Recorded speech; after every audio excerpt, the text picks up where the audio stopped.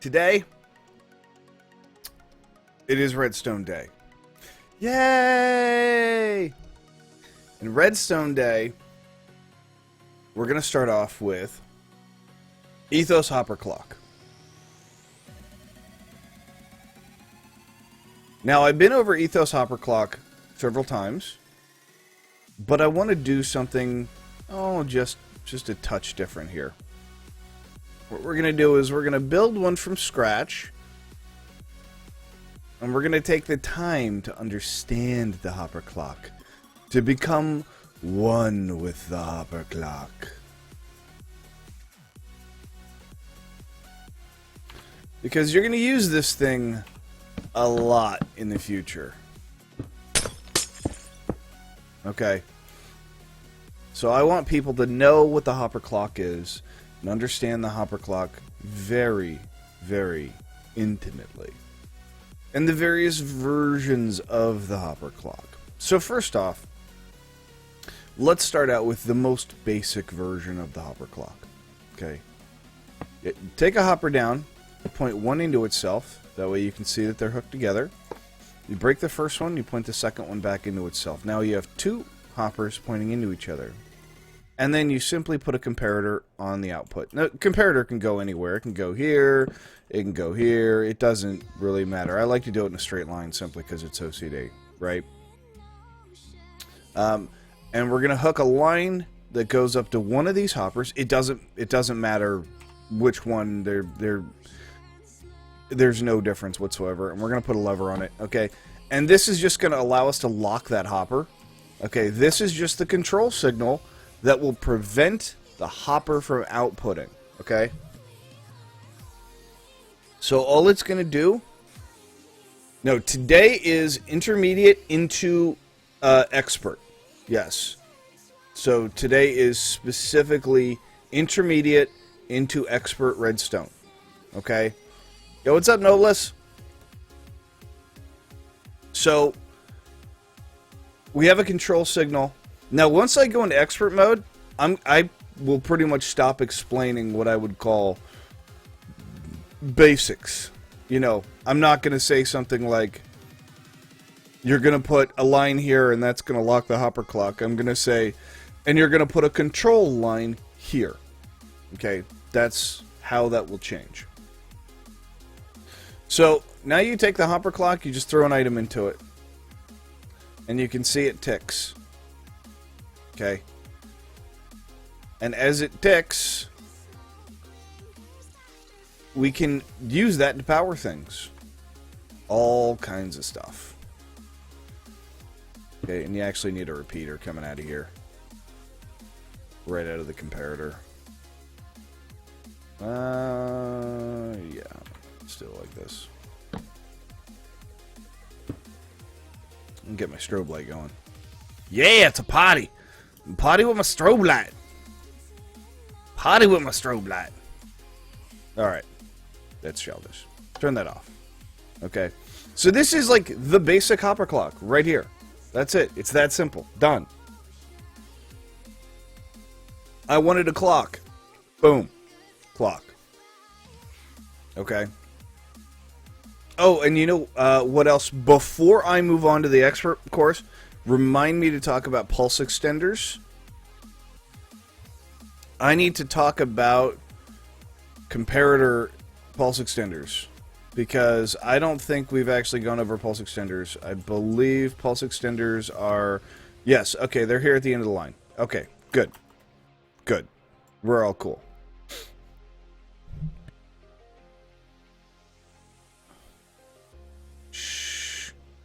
Okay, so now we're going to move on to the more standard self-powered version of the Ethos Hopper Clock. And I could build one, but maybe it would just be easier to go back and... screw it, let's do it. Okay, so take a hopper, drop it, two hoppers pointing into each other. Okay, comparator.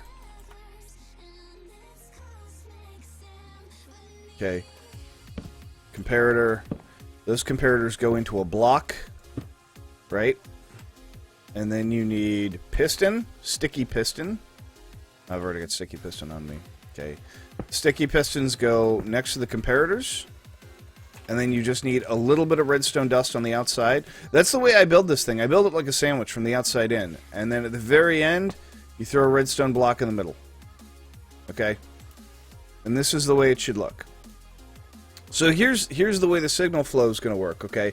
Every single time the items go into the one hopper, the moment they're in the hopper, one of the other hopper is going to light up, right? Okay.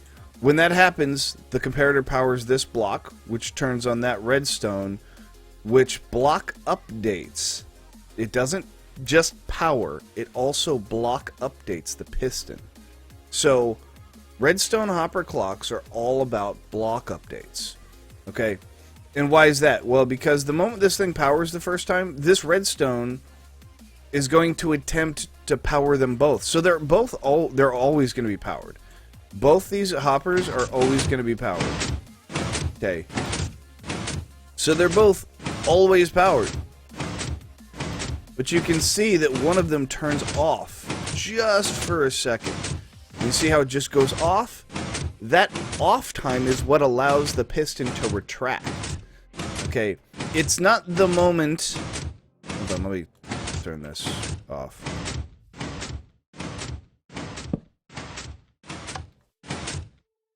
The pistons don't move when items flow into the other one. It's the piston moves because the items are removed from one of the hoppers. Okay. Does that make sense to everybody?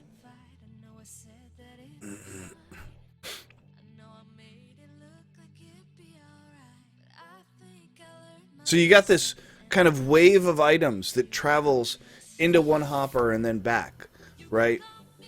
Okay, I want you to imagine a wave that crashes against the beach. You know how they slowly roll up the beach and then slowly roll back? Okay. And you're standing kind of in the middle somewhere. The water's pushing over your feet. Well, every now and then, even though you're standing there, the water will completely wash away and you're no longer standing in the water. That's the moment when the hopper clock changes. When the hoppers change position. Okay? It's when there's no items in the hopper. That's when it changes position. It's because the signal is always high, always high, always high, and when it goes low for that short period of time, it's that low that allows the piston to relax and the other piston to push toward it. Okay? That's what makes the change here on the Ethos Hopper Clock. Okay? And that is one of the reasons why it's so brilliant.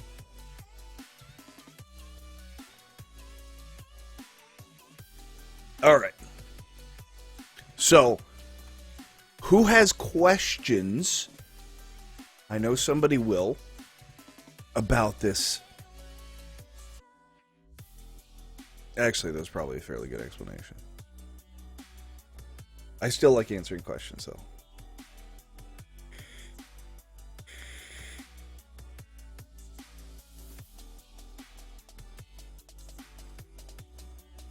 No, sorry, I did not see what the Powerball is at.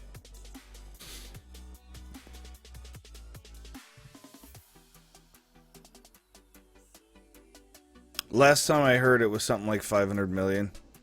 People were buying up tickets like crazy. Alright. So, 1 billion.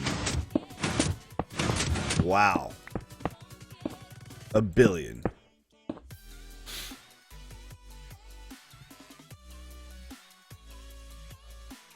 That makes me want to go on a rant, but I won't. I won't. I shan't. I just want to enjoy my meal. So moving on from that, we're going to go into comparators. Okay? We're going to revisit clocks. Okay? But we're going to go over clocks individually as they are designed. Okay, we've gone over the Ethos Hopper Timer, which is probably one of the best clocks. Okay, and I mean, there are all kinds of clocks. Let me just, I'm just gonna spitball a clock design, right?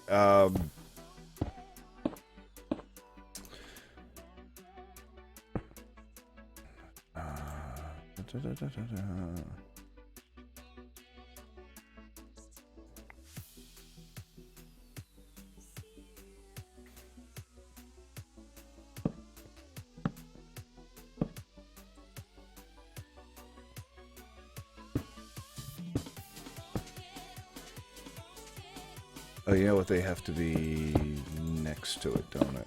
Yeah.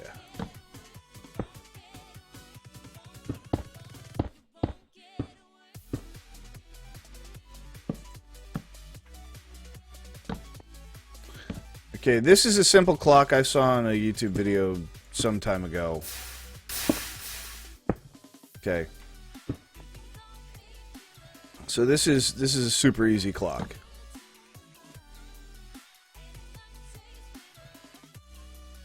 And you actually tap off of it here.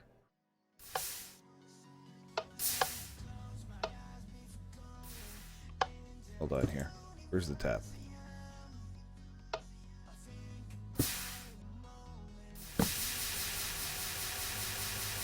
There we go.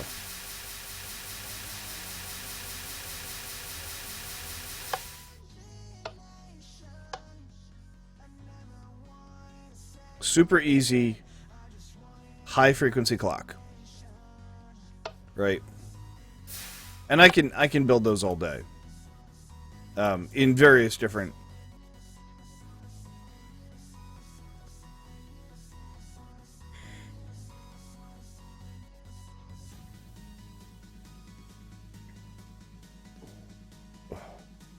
So if you actually, before I go talking about comparators, if you want to build a clock of any kind, okay, it's 3 torches, right?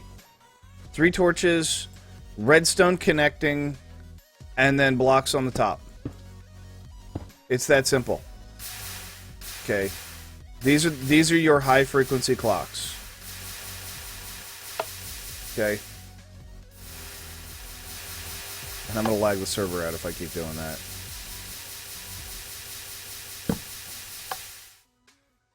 Okay. So that's the super simple way to do it. 3 torches, redstone above it, and then the blocks themselves are actually what complete the circuit. Okay. Well, here's the thing, right? This block gets powered, which powers this block, the block that it's on, right? Okay. Now remember, Dev, we talked about how many ticks it takes for a redstone torch to change. It's 1 tick, right? So this torch is lit, right? Which causes this block to be powered, which causes that redstone to light, which causes that block to cause that torch to go off, right? But because this was the initiating torch, this torch is going to be 1 tick behind. So when one's going on, the other one's is causing it to turn on and turn off. So they're always out of phase with each other, right? These two, both these, could be called phase 1. And you're wondering, well, why are there 2 of them? The reason there's 2 of them is because every now and then one of these torches will burn out. See how that one's not activating? And every now and then that torch will burn, and then that torch will turn on. Okay, but you got to have your server TPS has to be really up high in order for these to burn out.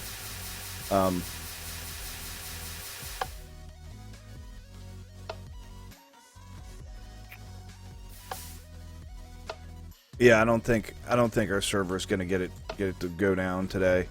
No, it doesn't look like it. That's okay. That's not a big deal. All right, let's get back to comparators. Okay. I've already gone over comparators, but I've made a couple of new examples, and I'm hoping that you guys enjoy them. It's not a phase, Mom. 180 degrees out of phase. Oh,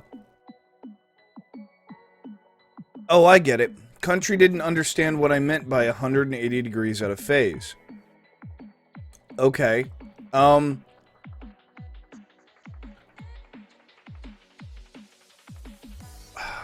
to explain that without explaining alternating current? Okay. I won't draw anything here. I'll just do my best. Country, in AC current, standard AC current that we use in all homes, the current goes positive, and then goes negative. And that's because they have a magnet, a bar magnet with a coil around it, and they spin that magnet. And when they spin that magnet, it causes electricity to go high and then low, high and then low, right? And if you have two signals, two lines, they can very often be called out of phase, which is where one would be at peak height and the other is at peak depth. So they go opposite of one another. You know, one's high, one's low. One's high, one's low. Right? That's called being out of phase. And it just so happens that these torches, which should be that torch there and this torch here, are out of phase. So when one is blinking, the other one is turned off. See? Can you see it now, how they fire like pistons?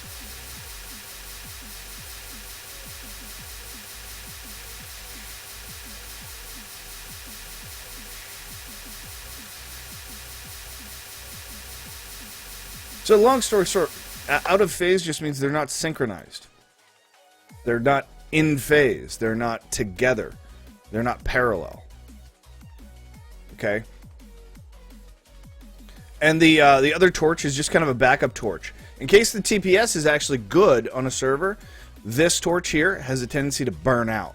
Okay, you guys have seen what it looks like when torches burn out, right? Let me just do one real quick.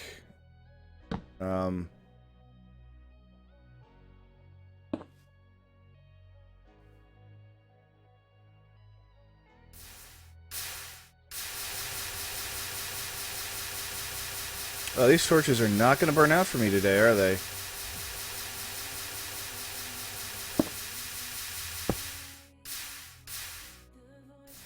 Well, that's the sound of them burning out, but they're not actually burning. When they're burning out, they won't turn back on. They'll actually be completely turned off permanently, and they won't be able to turn on. All right.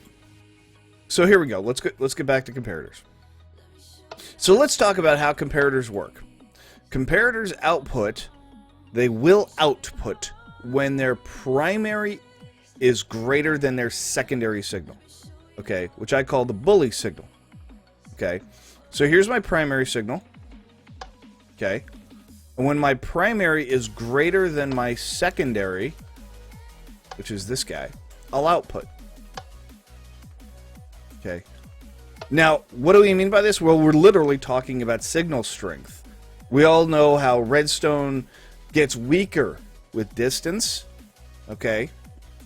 Well, this signal is 1, 2, 3 blocks long, and my primary is 1, 2 blocks long. Actually, technically, it's... I can't remember if this counts this 4 or if this counts this 3, right? I think that's counted by the redstone, but I may be wrong. It may be counted by the lever. Okay, I think it's just the redstone.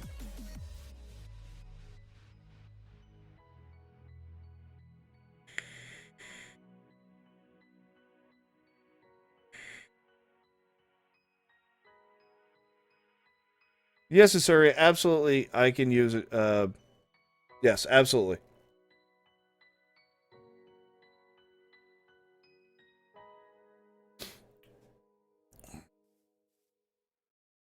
And you would only need to do one of those, Asuria, and I'll explain that later. That wasn't a subtract mode analogy, actually. Maybe, but I'm not using it as a subtract mode analogy. No, it wasn't, because I never changed the subtract mode analogy. The subtract mode analogy is over here. You're confused, F. So, here's the analogy. The analogy is these signals are like a bully, like a school bully, and they're trying to prevent you from going to school. Okay?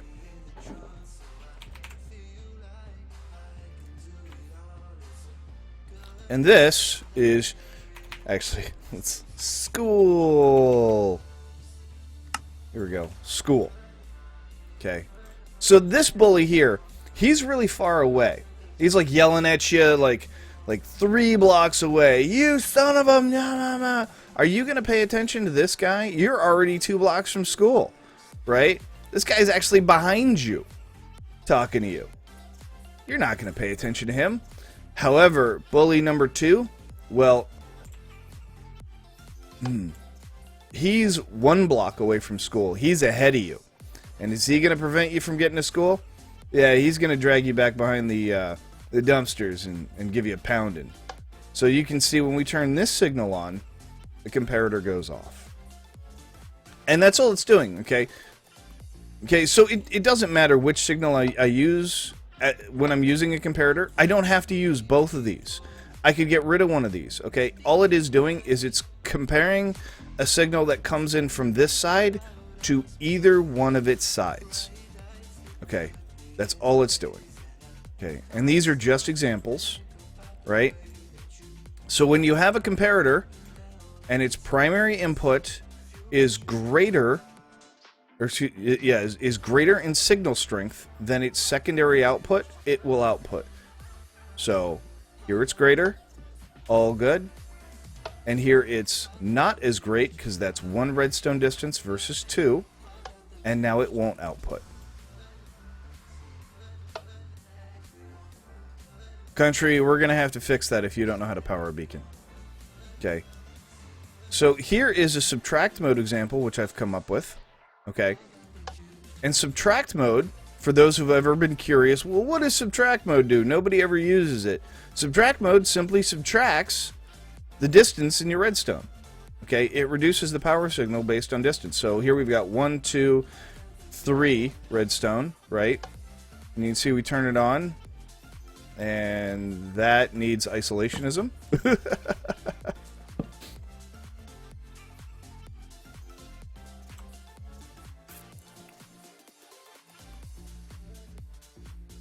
GG. There we go. That's a little better. Okay. So now we've got 3 minus 1, so we've got 2, right? And now we've got 3 minus 2, right?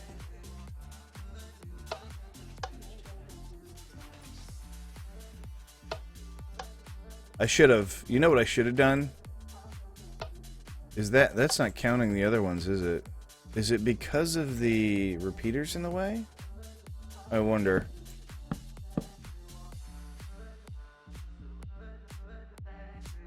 There we go. Yeah, I can't have those repeaters in the way. Because the repeaters are putting things back to full strength. That's why. So, obviously, if I turn this one on... Well, this is not going to work right. Let's try that. That's better. Okay.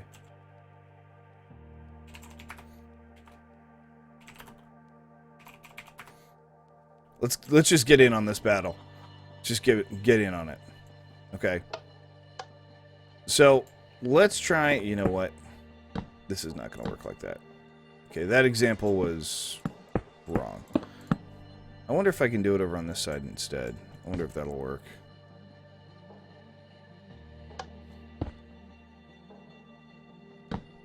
Nope. That's not going to work.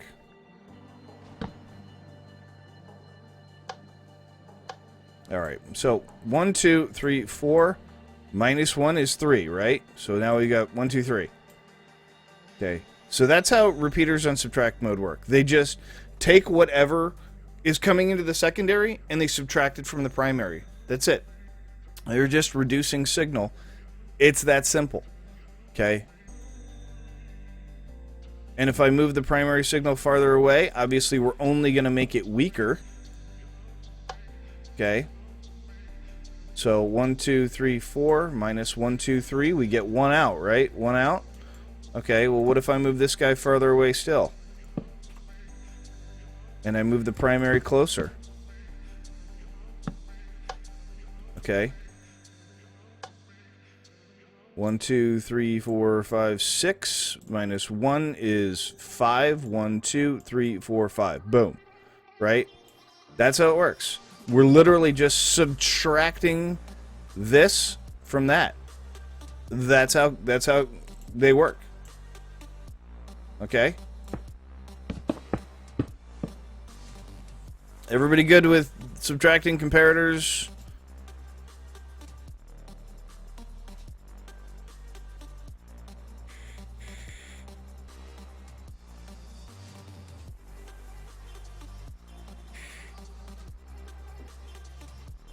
Jesus, Charles. Nice hours, man.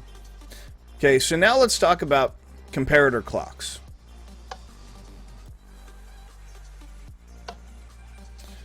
A comparator on subtract mode will attempt to subtract from itself its own signal, which is 1, which equals 0 when the two are subtracted, right? So it tries to output its primary signal. When it attempts to output its primary signal, it will do so. And the redstone coming out of it will go into a high state.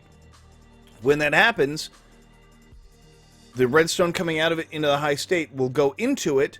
It will then go into subtract mode. It will subtract from itself, which is 0, and it will output 0. However, once it outputs 0, there is no longer a signal coming to the side of it. So there's nothing to subtract it. So it will go back to its original state, which is to simply output a signal.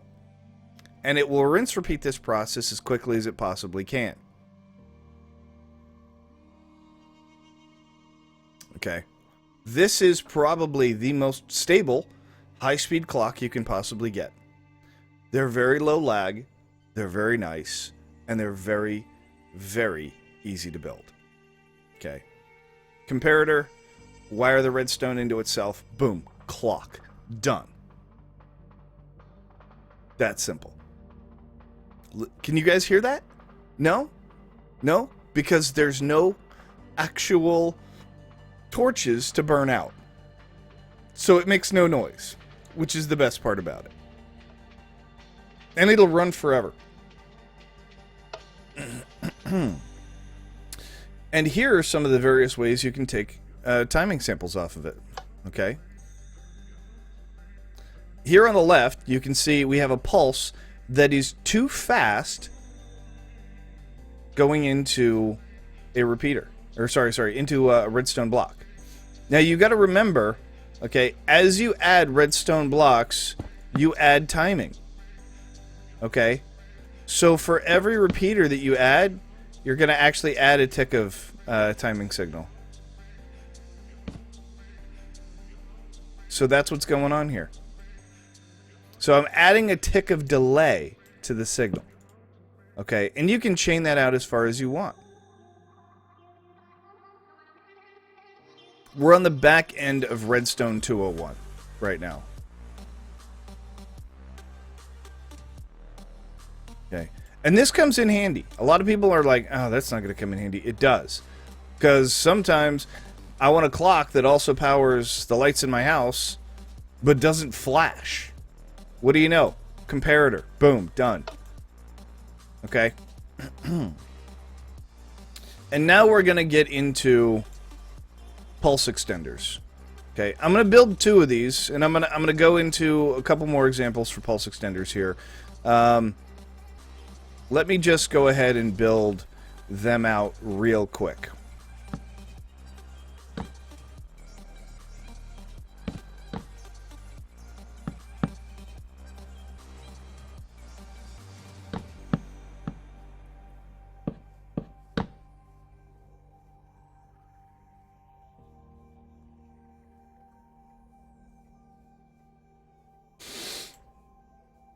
And now that I've explained all this to you guys, what's going to happen with this is going to make a lot more sense. Okay. By the way, these were the old style pulse extenders, and these are the new style pulse extenders. Okay, so whenever you guys are doing pulse extenders, cough cough cage, you really want this style. Okay. So here's a piston door, real world example. Okay. And you can see that is with it hooked into the pulse extender. Okay, so now let's unhook the pulse extenders so we can see the timing difference. See how much faster that is? Okay.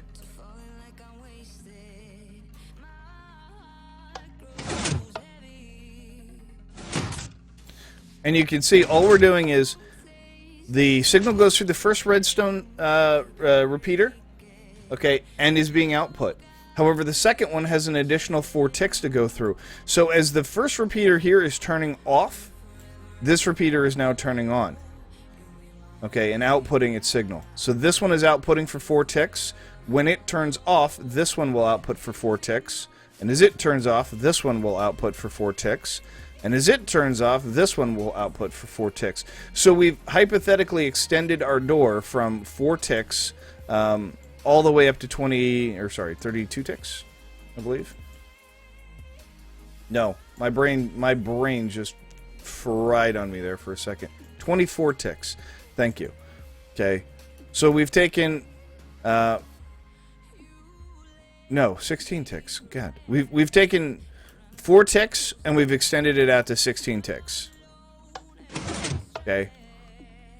And you can watch. Watch just this repeater. Here, here, here, and here. Okay. And you can see as one turns off, the next one continues. It's actually kind of hard to see with the bit of server lag we're getting. Yeah, they look like they're lit at the same time, but I assure you they're not. These last ones, as that one turns off, that one should, visually speaking, be continuing to power out for 4 ticks. Alright. So let's show the next set of pulse extenders.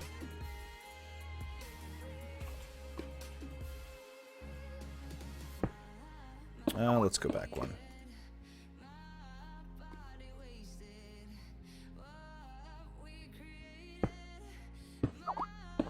And I want to grab a redstone torch. Or, sorry, redstone lamp. Here we go.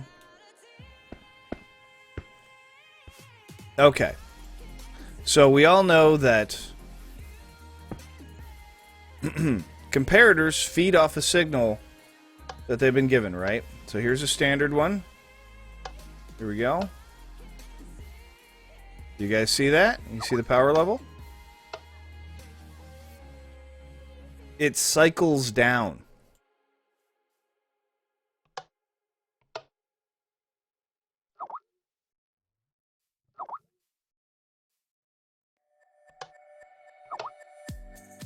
Who the fuck is spamming me?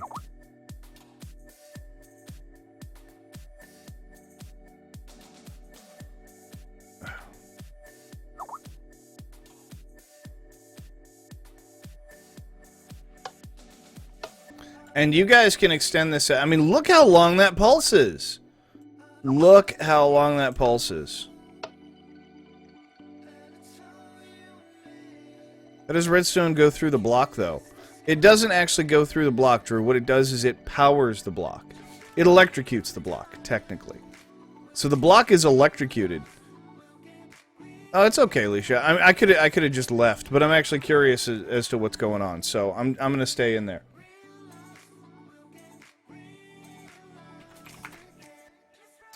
Okay, so what it does is it electrocutes the block. I mean, for instance, if you put a motor on a metal table and you electrocute the table, is the motor gonna run? Yeah, the motor's gonna run.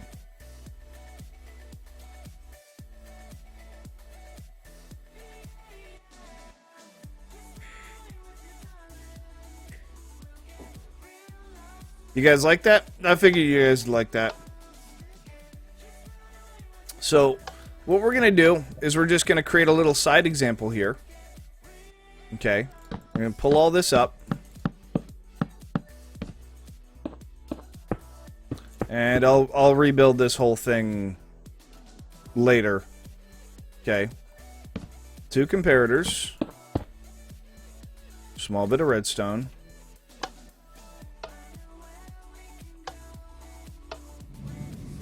That's funny.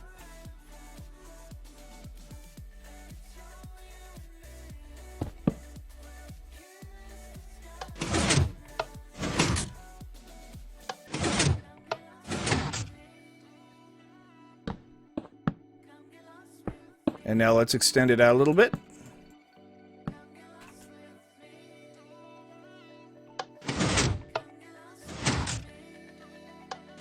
Plenty of time to walk through the door.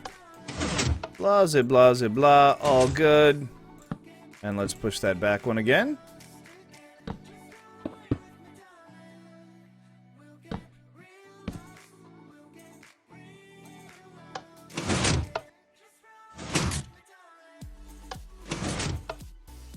can see how the redstone signal slowly powers down. Okay. Now, one of the most important things about these is because they're cyclic, you want the power going in them to be as high as possible. The higher the signal that you give them, the longer they're going to hold. So you just saw that I just changed that repeater. Look how much longer this is now.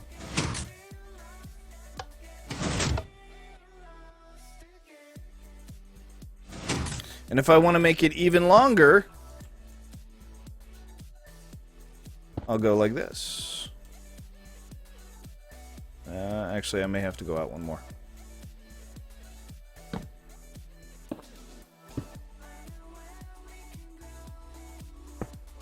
Okay, so this is going to give them pretty much maximum power.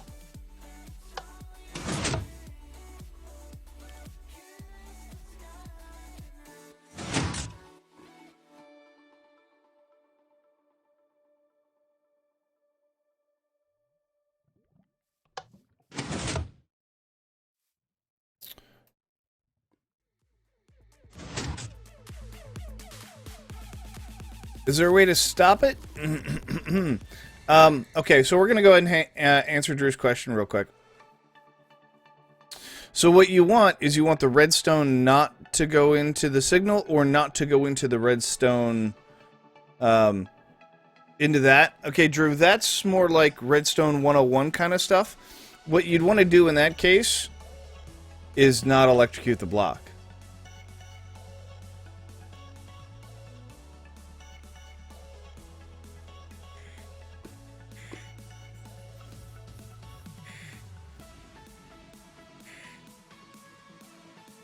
No, Dev, he's talking about how redstone is going through the block. Okay. Drew, you're gonna need to go rewatch my Redstone 101 if you weren't here for that. Yeah, or I'll go back over that during Redstone 101. Okay. Now it is time to get started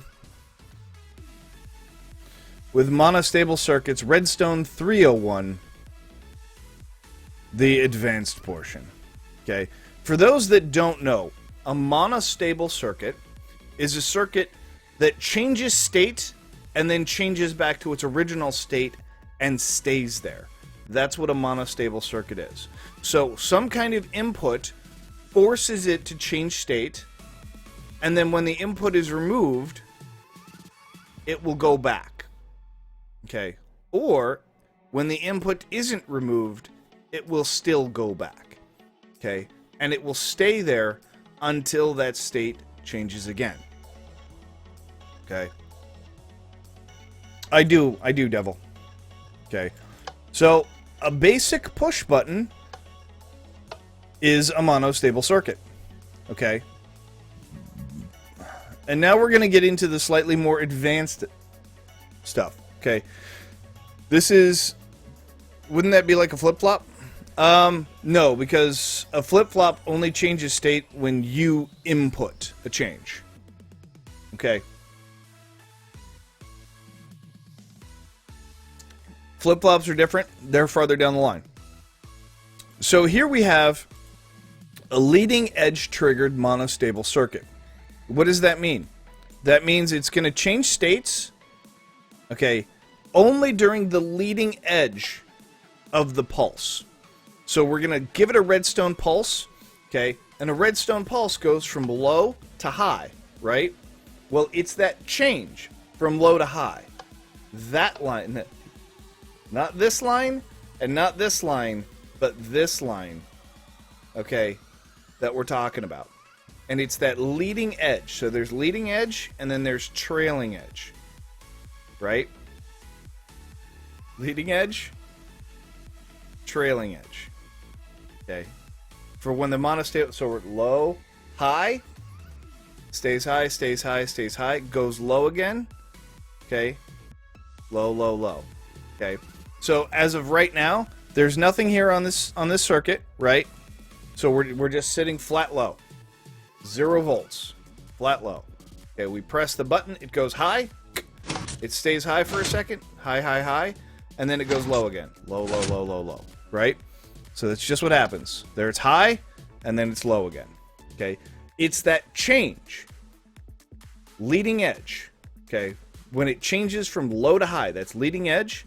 And when it goes back from high to low, that's trailing edge. Okay? So this is a leading edge trigger. So only at the very beginning of the pulse. Okay? You're doing it backwards because you're on cam? Oh. So I'm supposed to go like this? Yeah, I guess that'd be better. So, let me try this again. Low, low, low. High. Stays high. Then it goes back down low. And then trails off, right? So like that. Right?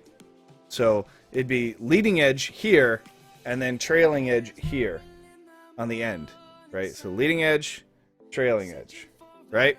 Okay. So just watch that and try and see if you can identify it. Okay, now watch this here. You can still see this is still active, but because that block moves out of the way, it can no longer transfer that redstone signal through the block. Okay, so the signal goes high, the redstone on top of here pushes the signal through the block into this repeater, right? And then, but the moment we power this block up, it also powers this piston. So that powers and that powers, but there's a delay on pistons. Short delay, but there's a delay, okay? That pushes that piston up out of the way and cuts the signal off, okay?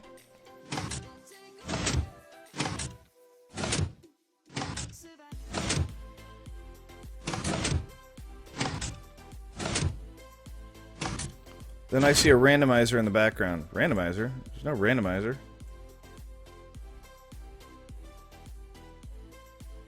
Okay. Here's simply another example of a monostable circuit. Okay.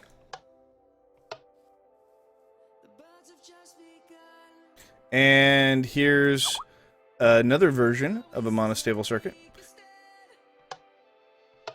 These two are supposed to be leading edge, but I can't get them, as far as I can tell from when I press the button, to be leading edge. So I actually find this one to be quite pointless. But this one's a little better because this one's trailing edge. So this is just an inverted leading edge, and so you're gonna press the button, you're gonna see the pulse, and then afterwards you're gonna see the lamp. Okay, that is trailing edge triggered. Okay. And here's another version. It's a little slower, but it does the same thing. Trailing edge trigger. Okay. Here's a dual edge trigger. Okay. This button powers this piston, which forces this piston over. But remember, pistons have a delay. Okay. But their delay, and this is important to note, is only when they're pushing out on things, not when they're pulling back on things. Pistons pull back instantly. No tick delay. Okay, but there is a tick delay, we'll just call it like 1 tick when they push forward. So this is also going to send the same signal this way, up this line and to the light. But this piston is going to go over and it's going to cut off that signal. And then it's going, because they retract instantly, it's going to retract before the repeater, which has a 1 tick delay, is done outputting its power. Which is going to cause the light to flash twice in 1 button push. Okay, so here we go. Let's watch it.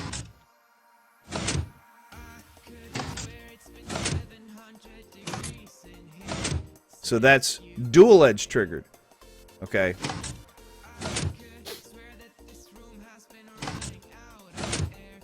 So we're taking the central tabletop of the actual high signal and we're chopping it out. We're shunting it so that way it can't reach our desired device. Okay, and this gives us a dual edge trigger device. So 1 button push and I get 2 cute little flashes.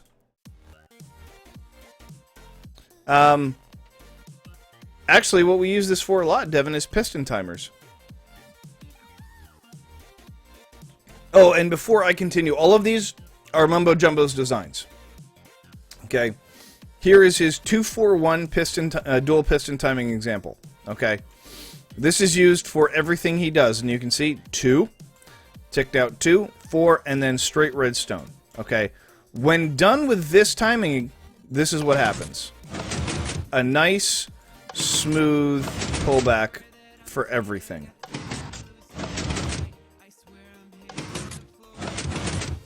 Okay, and here's just another example.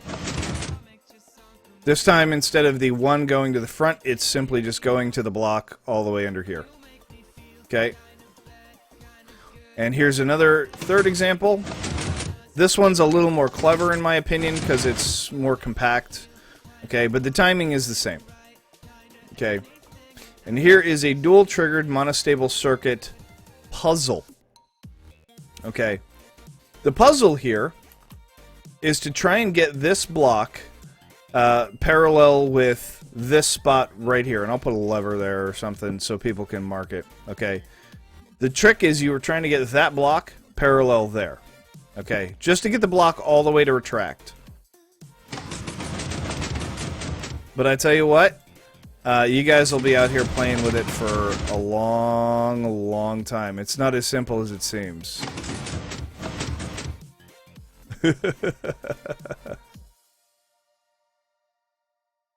Maybe I should add some redstone like that to make it easier. Ooh, server lag? Here we go.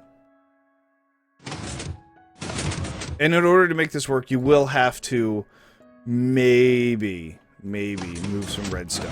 I don't know. I'm not gonna give too much away, but it's a neat little puzzle. It's a lot of fun to play with. And I tell you what, when you sit down and you start thinking about the timing of it, if this had been like a single pulse, no problem. Just 1 up, 1 down, easy. But when it's 1 up, 1 down, you have to start thinking about repeater ticks. Oh man, it gets complicated super fast. It's like somebody giving you a little Rubik's Cube and you going, here's a 9x9 cube. You know, it's not all that complicated. It's got a color on each block. No problem, right? No. No. Okay. So this is just the piston door example I built. Okay. The pistons push out and then they push forward. Okay. They're timed out to be 3 ticks on this side. 1 tick, mind you, that's a repeater, right? So that's 1, 2, 3. So they're both timed out to be 3 on either sides. 3 and then 3, and then this is set to 1. Because remember, we still have that 1 repeater right there. So 3, and then 3, and then 1. Right? And that works out just fine. Okay? Moving on. Set and reset flip-flops.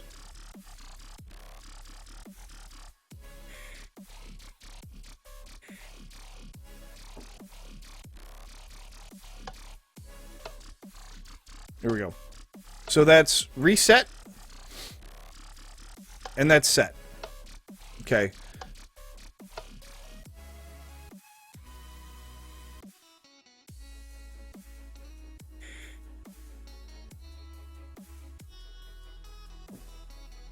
Okay. So this is a set and reset flip-flop. Okay. And here is what's important to note is these two torches here. These two torches are latching one another, either to the high or to the low state. Okay. For instance, right now, this torch here is powering the block above it because redstone torches always power the block above them. That block is on, powered, therefore that one is latched off or shunted. Okay, so it's off. When I press the button, what happens is a redstone signal is going to go through here, power this block. Okay, so it's going to go through here, power this block. That is going to turn off. When that turns off, that block unpowers, and then this torch is allowed to free run. So it's going to turn on, which is going to send a signal, a redstone signal down here, okay, which is going to power this block. It's going to power this block, and then it's going to power this block. Okay, what that's going to do is that's going to force this torch to change, and it's going to force this repeater to put power into that line, and that is going to hold that torch in the off state permanently until we decide to make the change. So here it goes. Let's see if I can press the button here so you can see it. Boom, just like that. And now you can see that one is now on, and that one is now locked off, and it's actually locked off by the torch above it because it's wrapping around, down and around behind it. Okay, now we press this one here, and it just puts a signal right into here and turns that torch off. That's it. That's all it does. Turns that torch off, and that allows that one to free run because that redstone is no longer going to be lit, and that signal is no longer going to go to that block, and it's no longer going to be holding it. Okay, so it's just going to release the latch. So this is a nice, simple latching design. That's all it is, a nice, simple latching design. Worm, how would you make a gate with more than 2 inputs? I make tons of gates with more than 2 inputs. I would use... what type of gate are you talking about, Assyria? Are we talking a logic gate? Are you talking a piston door? Are you talking a portcullis kind of gate? I think that's kind of what you're talking about. Alright. I love this setup here. I use this setup all the time in a lot of my builds. So here we go. T flip-flop. Okay. Now, what's the difference between a set and reset flip-flop? A set and reset flip-flop means there's 2 buttons on it. One for set it, and it'll stay there forever. Okay? And a reset, and you set it, and it will stay there forever, either in the on or off condition. Okay?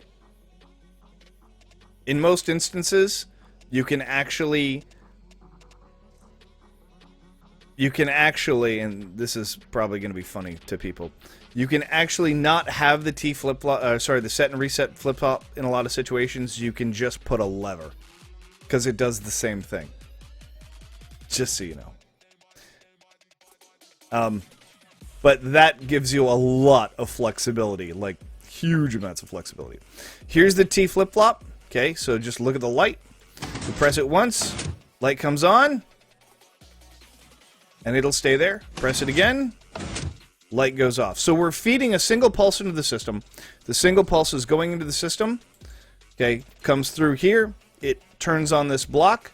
This block extends upward. Remember what we said? Leading edge versus trailing edge. This would be what? It's trailing edge triggered. Yo, what's up, DST? How are you doing today, buddy? This is a trailing edge triggered circuit. Okay, So that piston's going to go up. That is going to stop the power flow. Okay. No, I'm sorry. This is leading edge. This is leading edge. My bad. Leading edge. Leading edge triggered. So the leading edge is going to go through. I'm stupid. Okay. So leading edge goes through, which is going to be a short pulse. Okay. It's going to be a 1-tick pulse. And here we have a piston hooked up to a repeater. And we all know what happens when we lead a piston. Pistons are trailing edge, as you said 5 minutes ago. Not all pistons are trailing edge, though, man. No. I'll show you the example again, Devin. Remember, there's two, and they're both pistons. They're leading edge and trailing edge. So when you feed a piston a single tick pulse, it only has time for one block update. Okay, it'll either push a block or pull a block, right? You guys remember the Pez dispenser? You guys remember the system that we were using to push and pull blocks for latching and unlatching circuits? Okay, this is the same thing. Okay, so there's a torch down here that's powering this block, which is pushing power out. Okay, when we press that pulse, this is simply a pulse cutter. That's it. We're just taking a pulse and we're just cutting it down to 1 tick. That's what this does. Okay, so we're using leading edge triggering. We're cutting this pulse. Okay, we're using it to power this piston. The piston is either going to push or pull that block, which is going to move this block either back here or it's going to push it up here. Okay, so we're just going to watch that block. There you can see it's pulled back and my torch is on. Okay, we push it forward again. It's pushed forward and now my torch is off. Okay, it's that simple. Okay, so my inverted torch has been removed. All right. And here's another example of the same thing. Okay, and you guys remember my locking repeater design, right? The locking repeater design. What do you suck? Okay. The locking repeater design goes in here. Okay, it creates a single 1-tick pulse, which pushes the piston back or forth. It's the same concept, just we're using locking repeaters. That's it.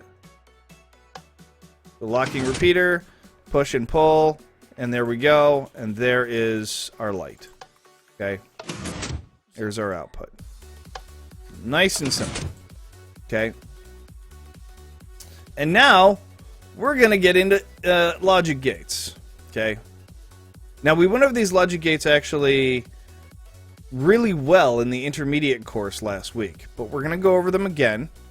Although, I'll be honest, I think these gates are probably going to move into intermediate because I don't think logic gates really need to be an expert. I don't know. It's iffy. So here we have 2 blocks, okay, or sorry, 2 torches with redstone in the middle. That redstone is holding that torch off. It's powering the block below it, which is holding that torch off, right? So when I turn on one input, that block is now powered, that torch is now off, okay? So that block is powered, that block is powered, that block is unpowered. Torch still off, because this redstone here is receiving its signal from that torch. We turn this one on, and boom. Now that torch is on because that block is unpowered, because both these torches had to be off. And now we can pass power. So this is our basic AND gate. Okay. And for those that don't know, the Boolean expression for an AND gate, if that's not too complicated, is a multiplication symbol. So you take your input 1 and your input 2, or A and B as you prefer, and we'll just call the light at the end X. Okay, so right now we have 0 times 0 equals 0. And when we have 1 times 0, we have 0. And now we have 0 times 1, we have 0. And if we have 1 times 1, we get 1. Okay, so that is what's called a Boolean expression. You can actually describe this mechanism using math. Okay. Everybody understand the AND gate? Let's move on. Here's the NAND gate. The NAND gate is much simpler. Okay? It is simply two inverters, and after each one of the inverters, there is a repeater. And the repeater, by the way, is just to keep the redstone from flowing back. They're not absolutely necessary, to be honest. In fact, they're not really necessary at all. But I think most people that design redstone circuits would prefer to have those repeaters there. It bothers my OCD if they're not there. But all they are is power isolation. That's it. Because if it's like this, that redstone goes all the way back to that torch, and I can't tell you why, but that, as an electronics technician, that bothers the crap out of me. I don't like my power signals backfeeding. Okay. Yo, what's up? Who deny? Am I saying that right? How are you today, buddy? Welcome to the channel. Welcome to the chat. Is that a Pepe pixel art in the background? That is indeed. I've got quite a few Pepe pixel arts. That's funny. You got the purge, man. How would you extend a gate to needing more inputs activated to work? Well, Surya, I guess the real question is, why would I? Okay, so let's get back to this. Okay, so either one of these, so if I turn on one of these, nothing happens. Turn on the other one, nothing happens. But if I turn them both on, my light goes off. Because now both these torches are off. Okay? And that's the actual state that we want here. We want that light off. Any other combination of signal is going to keep that light running. Okay? So this is simply a division signal, right? That's it. As far as the Boolean language is concerned. And let's go into the NOR gate. NOR gate's the next one we have on the list here. I'm sorry, give me just a second. I gotta turn on a program. I didn't have my Twitch alerts on. That's my bad. Hey, do you have Skype? I do, DSD.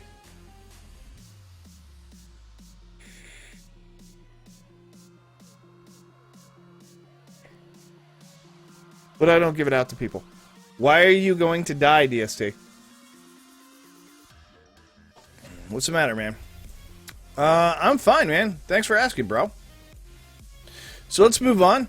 Basic NOR gate. Okay. So this is the opposite of an OR gate.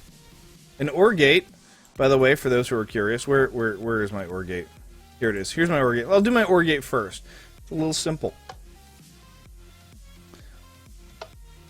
This is an OR gate. That's all it is.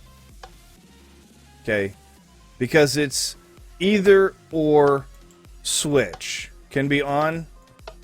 So the only time an OR gate ever goes low is when both the signals are off. That's it. Any other time, and we are all good here. Good in the hood.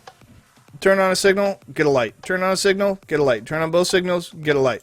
Both signals off, no light. Okay. And here we just have an inverter hooked up to 3 outputs. That's my NOR gate. Okay. So my NOR gate's nice and simple. Turn on a light, lamp goes off. And I can turn on, I can do this with any light that I want. Okay? It's that simple. Or I can just turn them all on, even though that's kind of redundant. But I can do that. I can do that. It's not a problem. Wow. Wow, it's Surya. Now, we're going to go over the crappy one. The one that everybody hates. The XOR gate. Also known as an exclusive OR gate. I'm going to turn the music off for this one. This one's pretty complicated. The last time I went through this one, I really had to step it through. Okay? Because the signals actually cross over each other. Like that lever actually controls that torch here. And that lever actually controls this torch here. They actually cross over. They don't... As crazy as that sounds. Okay? And the reason will become obvious once I turn one of these bastards on. So let's change states, okay? So that block is powered, that torch goes off, and that torch goes off. And that goes off which allows that to free run. Right? All good. All good. Okay. This torch is still being lit. Or shunted. When I turn them both off, okay, now that one is powered, which is shunting off both of these, which is shunting off that. That is unnecessary. Okay. Now that is the matching state. So this Boolean is a little bit different because this is a comparator. It's comparing signal 1 and it's comparing signal 2. Okay. When they are the same, we will do nothing. When they are different, we will output. Okay. So it wants differences in signal. Okay. So when we have differences, the way this works... Why do I feel like I'm missing something here?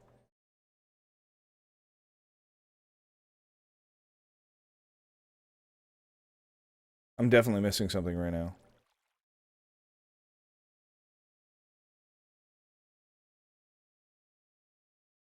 I would agree with Devil on that one, DST. I would agree with Devil on that one. Okay. So, the thing is the reason this works is because of the combination of two torches. Okay. Because when this one is on... Hold on. This one is on. This torch is powered. This allows this line to be off. Okay. Over here. Okay. See how that power signal being powered keeps both these blocks powered. And when they're both powered, that signal is allowed to be off. And because that signal is allowed to be off,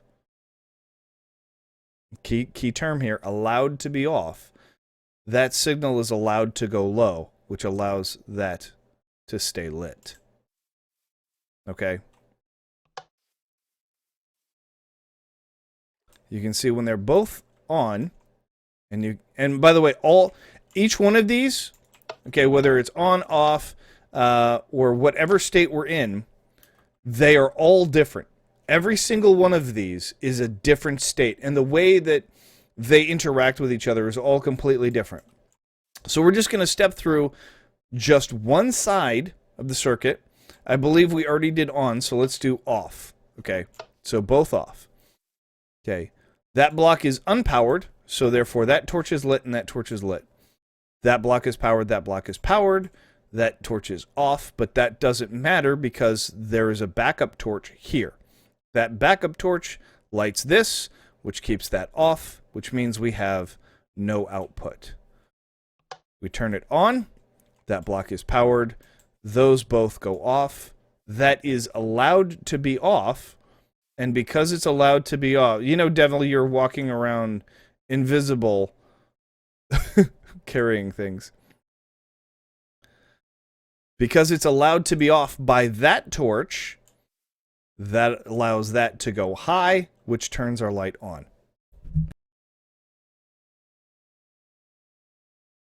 Does that make sense? Okay, so that torch, that signal being high, turns that torch low, which allows that to go low, which allows that to go high, which allows this to be on. Okay. Really, Dev? Because it says you're in the server right now.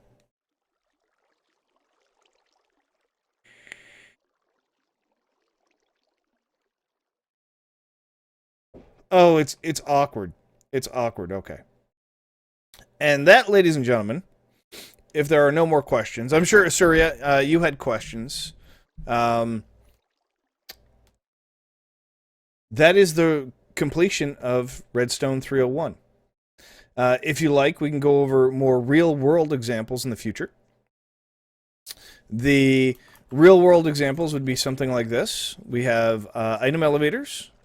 We have glass item elevators, which, by the way, only work when the 90-degree angle.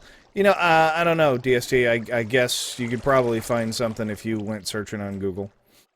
You would probably just find me, but that's not really important because you've just found me. You'll find power supplies. These are kind of cool. Deacon showed me this. I haven't actually used one of these in forever, and I had totally forgotten that this was a thing.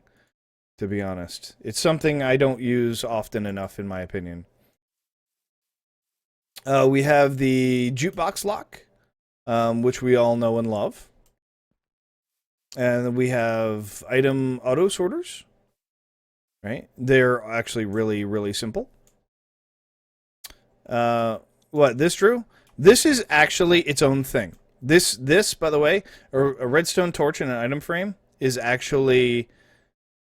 That's actually a redstone device, like a repeater or a comparator. That's just how that is. That's an actual device. It's actually outputting just straight to a comparator. That's it. It's just going straight to a comparator. Okay, and every single time you tick it to the right, it gives out more power. That's it.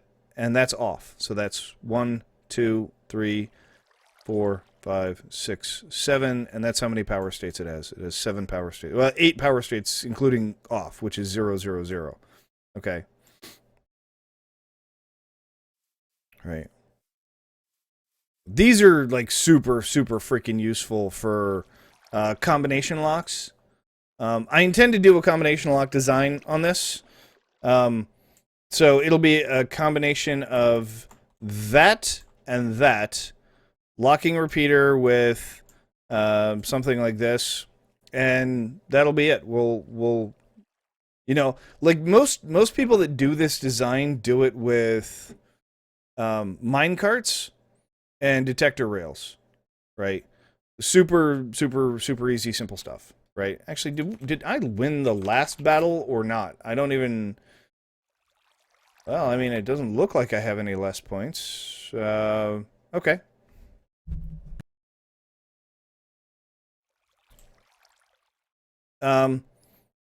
So that's pretty much it, ladies and gentlemen, for the Redstone course. I hope you guys enjoyed yourselves.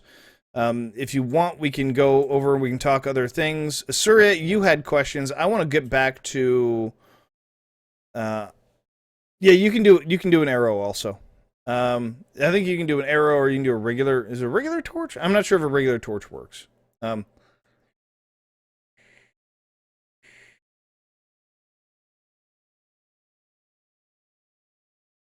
Oh, I have no intention of leaving anytime soon, Dev. I need to work on the server here today. So like I said, I'm working on the server here today. I've got too many projects that are kind of running over because I haven't been here and have been playing Feed the Beast. So, Asuria, what was your question that you had earlier? You had a couple of them, but they weren't like really clear. You were just like, can you have a gate with multiple inputs? What kind of gate are you talking about, and what kind of inputs are you talking about? And to be honest, the real question is, what would be the purpose of these, you know, said inputs?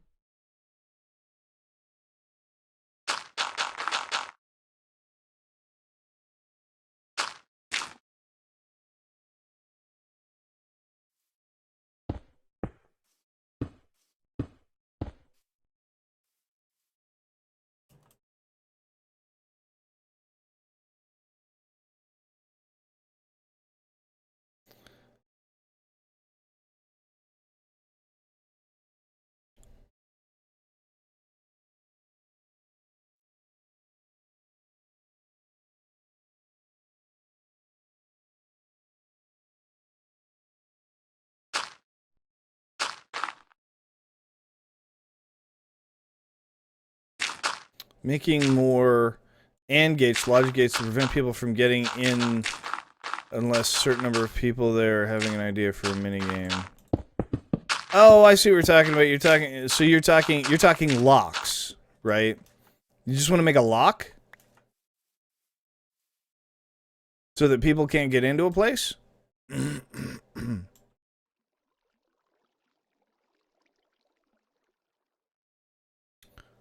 Yeah, yeah. Here's a perfect example. Let's take this slice here. Okay. I know I've been saying I was gonna do a combination lock, but I guess I'll just do one now. I guess we just do one. Well, unless there are a number of people are there. Well, I don't know how you're gonna get people in there if you don't have people in there.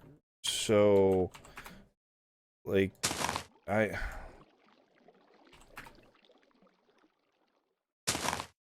just selected a fucking region.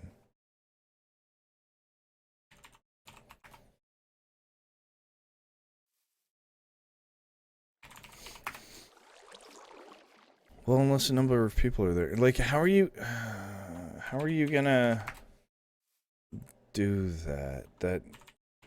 Like, it sounds to me like you're saying, I don't want a bunch of people to get in there unless there's already a bunch of people in there. That makes no sense to me. Know what I'm saying? That confuses me greatly.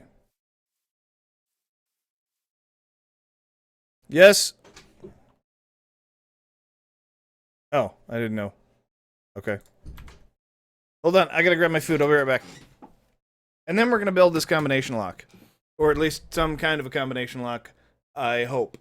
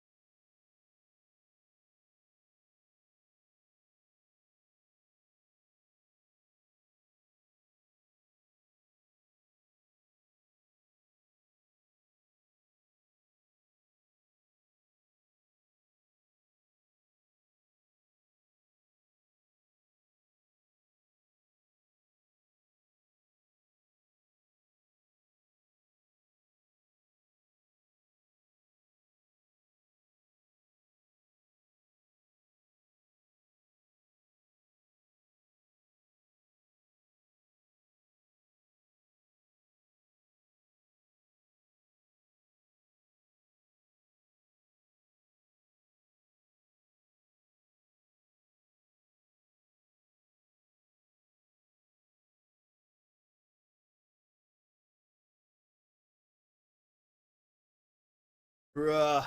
Bruh.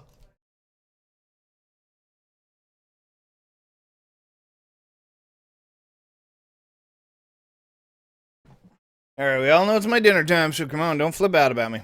Okay. Like setting it to say 4 button and all 4 need to be pushed to activate the doors. Oh, you're talking a nuclear switch. Yeah, nuclear switch. Okay. Yeah, I remember you talking to me about this a couple days ago. I was curious about that. Yo, what's up, Legendary Gamer? Wow. Wow. Somebody taking the LG tag, man. Welcome to the channel. Welcome to the chat, LG. How are you today, buddy? You know, that's funny, Legendary Gamer. My actual clan is named Legendary Gamers. That's actually really funny that your name is LG.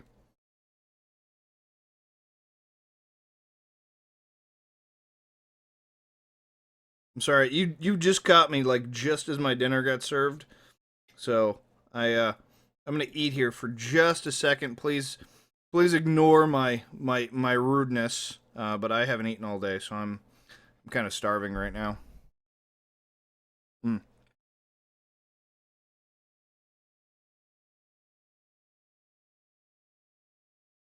Mm.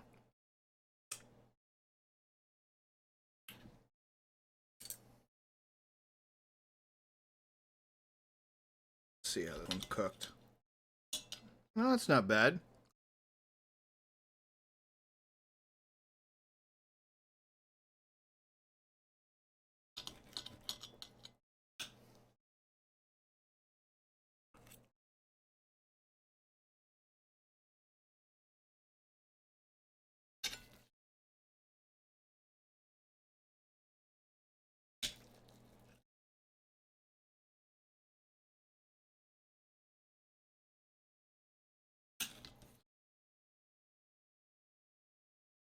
Mm.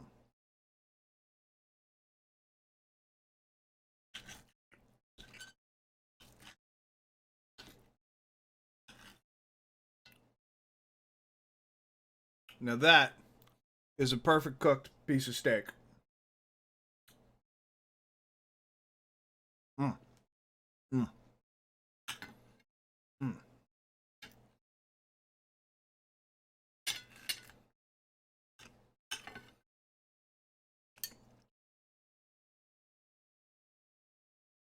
Ain't supposed to be no damn eat stream. It's supposed to be a Minecraft stream. You mind your own Minecraft while I eat my steak.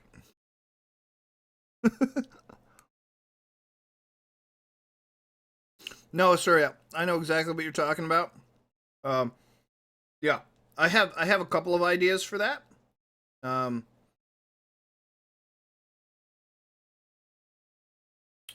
I'm thinking dual land gates with some quick pulsers. That's the thought.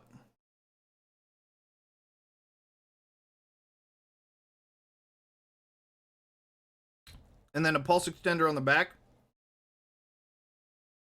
Maybe 5 seconds. Nah, maybe 10. Maybe 10-second pulse extender.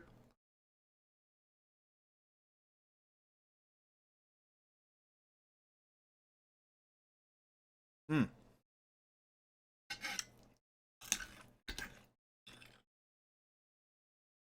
You know when you just get to that one piece of steak that's just like reminds you of that scene from The Matrix where he's like, "This steak is not real.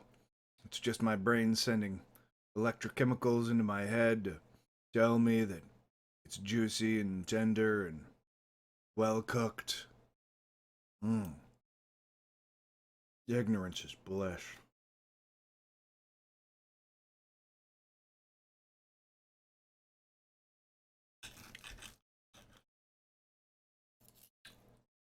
Oh yeah, legendary. Which one? Who'd you play with? Oh, look at that. That's perfect. Mm-mm. Mm-mm. Oh, that's so. Mm. Mm. Mm-mm. This is a really thick steak too.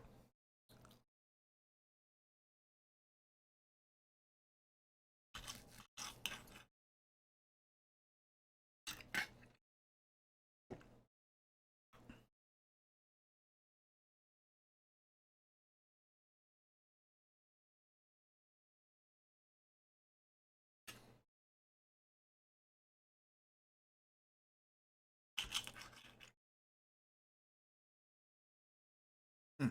Mm-mm. Mm-mm.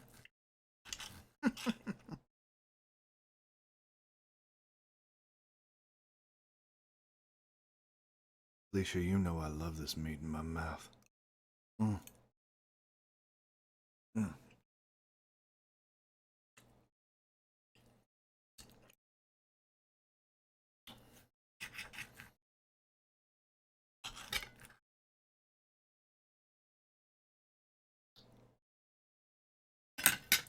All right.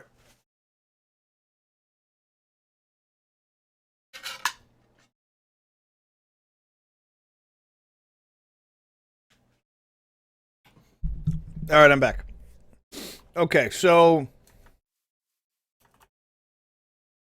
we just want a little bit of a work area here. Over here's fine. Let's get some quartz, because I love quartz. Don't need a hopper. We want a couple of AND gates that are probably going to be chained together. Right? I'm thinking 3 AND gates chained to each other's inputs, right?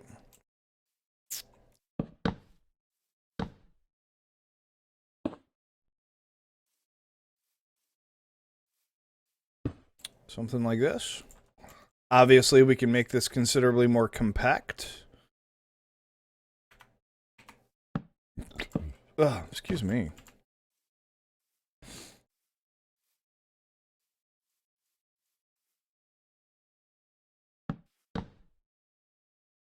Something like this. Okay. So this would just be my door. We're just going to call this door. Right? Legendary Gamer, thank you for that follow, man. Yeah. Alright, here we go. So, it was very kind of you, son. Appreciate that very much. Alright, so the way we're going to do this... like this, to be honest, is like jokingly easy. Because I can either do this with 1 AND gate, or I can do it with 4. Right? And this literally would work like this.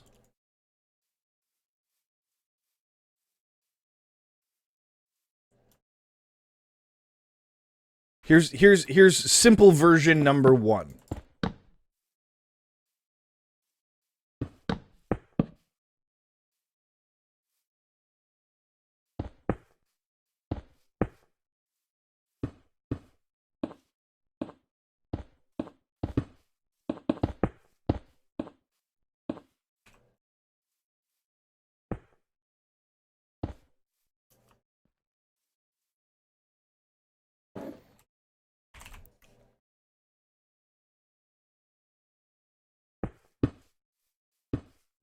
And obviously, I can space these buttons however I want.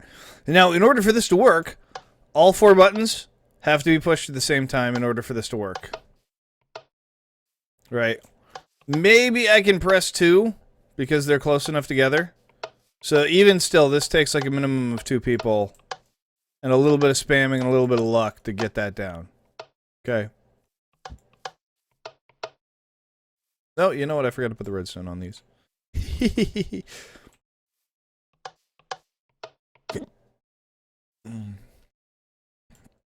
So, I mean, if you wanted to, you just spread these out. You know, make it harder. I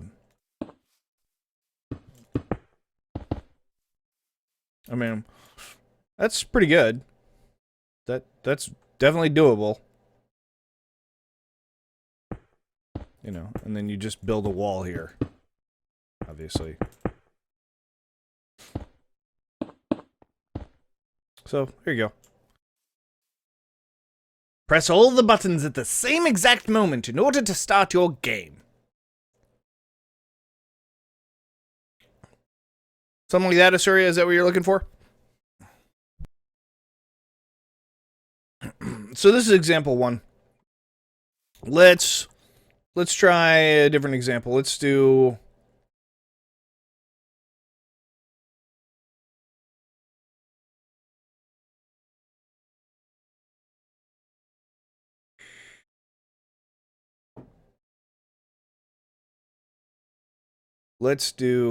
So I'm just gonna do... Well, if you don't have to have $15, Legendary. Don't have to have $15 at all. $15 is not a requirement. Not a requirement. I'll say that again. It's not a requirement. I think that's fairly obvious if you read the rest of the bot. Okay, so I'm thinking... I'm chicken thinking... Here we go. Something like this.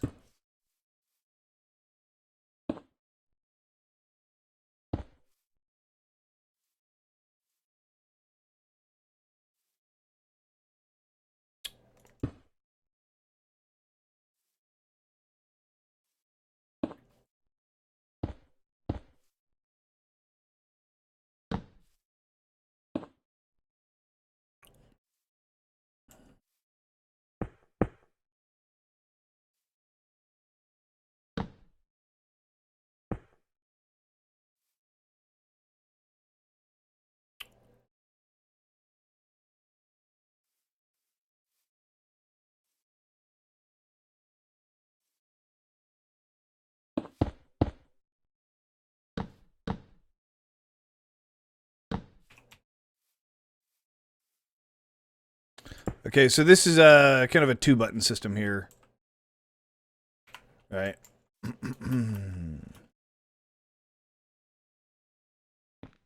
And these should have a considerably longer pulse on them. So you should be actually able to activate these. But they're not quite quick enough that you can hit them both and get the light on. They're really close, though. Yeah. So that would work. This would work actually really, really well.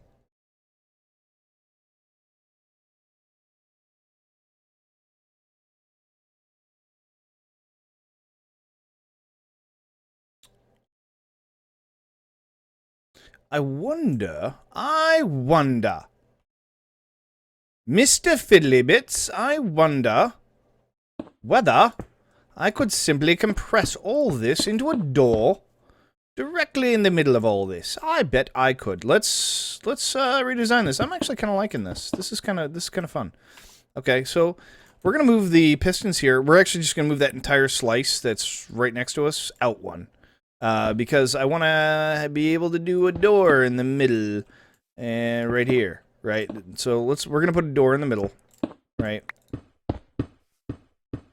And in order to do that, I would like to actually put the logic stuff right here. Okay, so we're just gonna like say that this is I don't know, like a dual piston door with like a stairway that like leads up, right, or something like that, right? Just as a thought process, or maybe it leads down. You know, maybe the dual piston door comes up from the bottom, and you've got a stairway that leads down into an ominous dungeon, you know, kind of thing. But, so the cool thing about the way these are designed is that you can tap a powered block with a repeater immediately, right? Immediately. And AND gates don't have to be 3 blocks. They can be 3 blocks. It's nice if they're 3 blocks, but they don't have to be. So here we go. AND gate, redstone in the middle, torch. Okay, and then will that work? I may have to put a block there. Can I still go down that? I can. Cool. Okay. Something like this. Something like this. Right. And this would actually go to my dual piston extender, right? Right. So here's my you know, whatchamacallit thingamajigger for the first piston. And of course you'd probably want to invert it or something. But we're just going to say this is control signal, right? So I'm just going to put a lamp on it right now. Lamp. Boom. Okay, and let's make sure this one's wired up right. Yeah, that one goes off, and this one goes off. Cool. So, if you can press... I can't actually... I need somebody.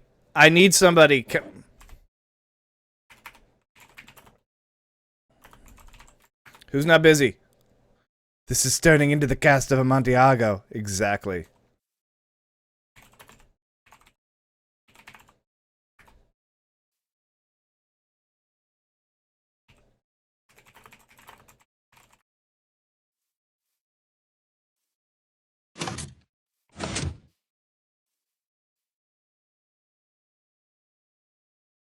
Go for it. Click it. Click it. Okay. So it will actually activate. Okay. So the next thing I need is a pulse extender, right?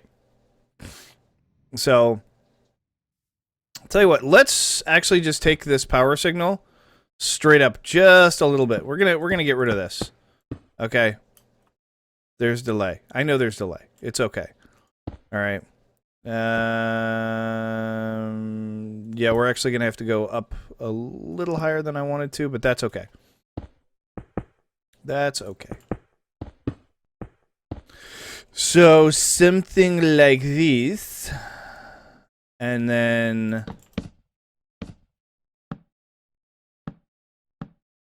like this. Now, obviously, this I'm making this kind of like a small signal, but it really there's absolutely no need for it to be this small. This is going to be outside wall here probably anyway, right?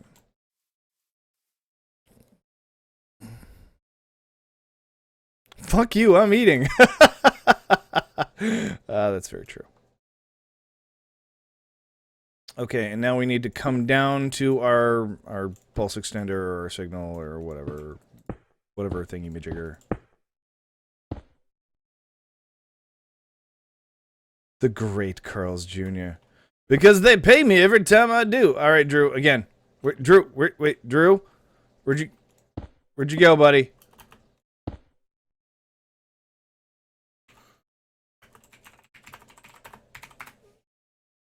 Did you finally get some sleep? You know, Mega Happy Biscuit, I did. I did finally get some sleep.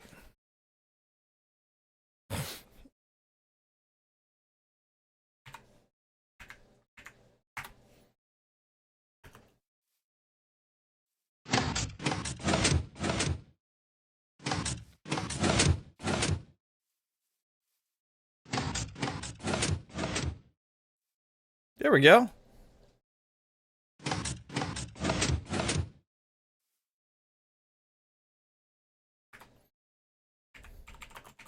That'll do. Okay. So there you go, Astoria. How was that? Was that too terrible? And by the way, this is not necessary. Was that okay? Are you happy with that one, Astoria? Or do you want me to build the full thing out and show you the door and build a door and all that also?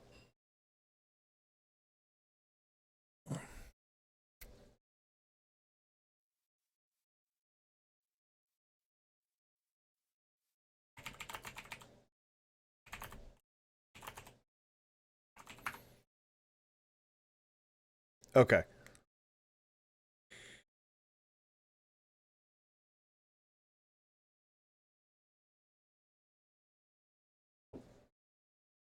Okay. I myself have always been a fan of kind of like upper and lower piston extenders. Right? I like the clamping jaws look. Okay. Not only that, but they're actually a hell of a lot easier to make. You'd be shocked how much easier they are to make than all the rest of them. Okay. So, here's how I like to make them. Okay, so this is going to be door, and that's going to be door, which means that's going to be piston, right? Or you know what, we can do piston in this case this way, I think. Yeah. I think we can do that. I think that'll look a little cooler if we have one slide back. So one will slide back, and the other one will slide down, right? We have to put it back one more space, I think.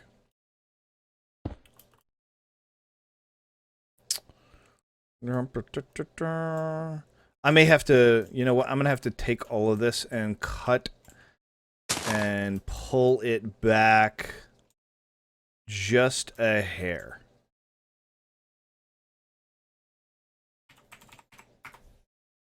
Okay. I'm going to bring it back. Yeah, we're just going to call it 2 blocks, 3 blocks. I'm assuming you probably don't have like serious space problems. Okay, so now we have to get rid of the duplicate stuff in the front. And this is supposed to be redstone. There we go. Okay, this is all garbage, garbage, garbage. And this is going to be redstone. And that's going to go away, and that's going to go away, and that's going to go away, and that's going to go away. And that hole needs to be filled in with dirt. Okay. All right. So here's our little AND gate, right? And here's our little piston thingy, right? We're just going to clean it up, that way you can get a good view of it. Okay. So obviously it needs to be on an extender. And like I said, the way I like to do these doors is either from the top or from the side. But the easiest way to make them hidden is to do them in this direction, right? Because this way you can't really screw with the redstone too much. So we're going to go this way from about here. Right? Is that going to work okay? It should work okay. That's actually not going to let me go down, is it? How am I doing this wrong? I've got one of these. Hold on. I've got one of these. Where is it? It's over here, isn't it? It's this guy. This guy, isn't it? Yeah. Piston from the back. Oh, that's why, because it's a step difference. Yeah. I like that look, though. I really like that look. Well, then let's just do that. Let's just make a step difference. That's better. That's cooler. Okay, here's the second piston. Boom. There and there. There are my two pistons. Awesome. Okay. And while we're working on this, obviously, we're just going to tear out, like, pretty much one side in order to get the redstone into the back. So let's get some redstone. Let's get some redstone. Where are we gonna hook it up? Where are we gonna hook it up? Okay. Now that we've actually kind of made this space bigger, this is actually pretty easy to do inside here now. So we can pretty much pulse extend this bitch, like, right here. It won't be long, though.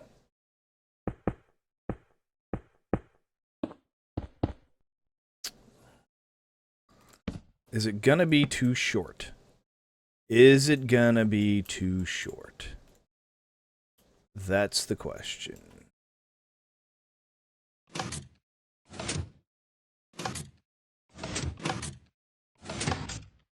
Ah! Not enough time. You know what? I need a push button tester.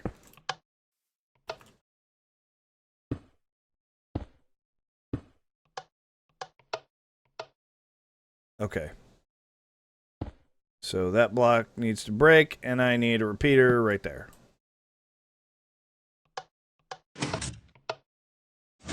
Okay, cool. And that's obviously going to be inverted, so not a problem. Not a problem at all. I am going to have to figure out how to do the inverter, though. It's a fantastic question.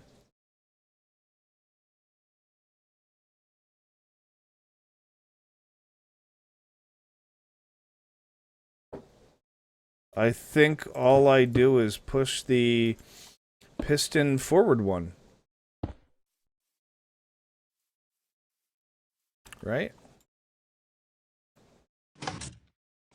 Yeah, that's it. Just push the piston forward one. Okay, so now the piston is sitting on top of that block, and when you press the button, it moves that block. There we go. See? Now piston's extended. Cool, cool. All good. Yay. And now I put my tester here. That should have inverted that and turned that off. Oh, that's why. Because the pulse extender is actually holding it now. Well,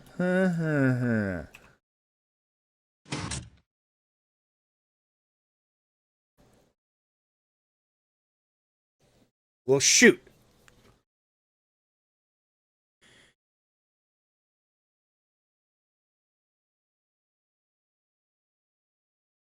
This is getting more complicated than I thought it was going to be, Asuria.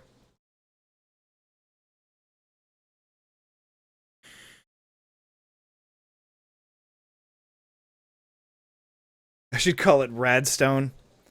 Alright, I'm going to turn on just a bit of music. It's a little quiet in here. It's actually really quiet. Why is that so quiet? There we go. That's a little better. Can you guys hear it okay? Let's turn it up just a little more. There we go. Okay, so here's the thing. We need the pulse extender, which only works on a positive signal, to go negative. So I have to have an inverter. Okay? I have to have an inverter for this signal. Okay, the pulse extender has to be an inverter. Which means my little design here is probably not going to work. Okay? And the reason it's not going to work is I just don't have enough space for a decent-sized pulse extender here in the middle.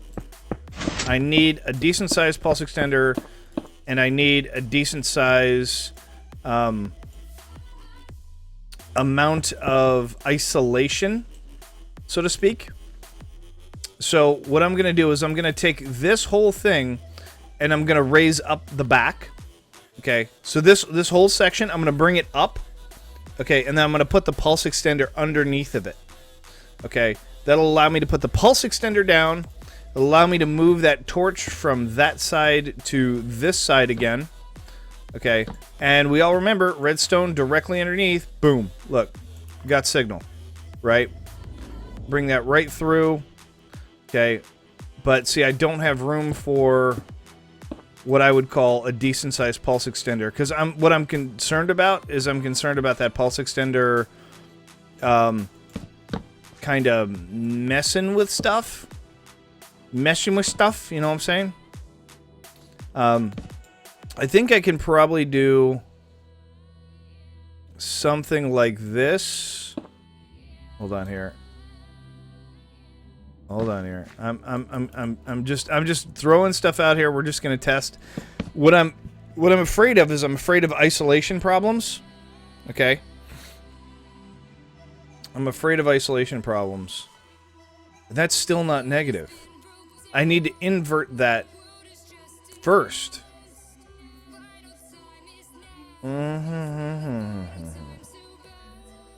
Actually, I need that to go into a pulsar.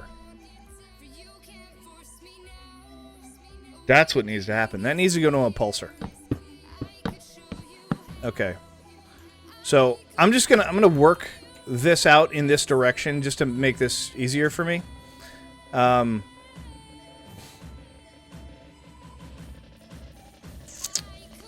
Just to start out.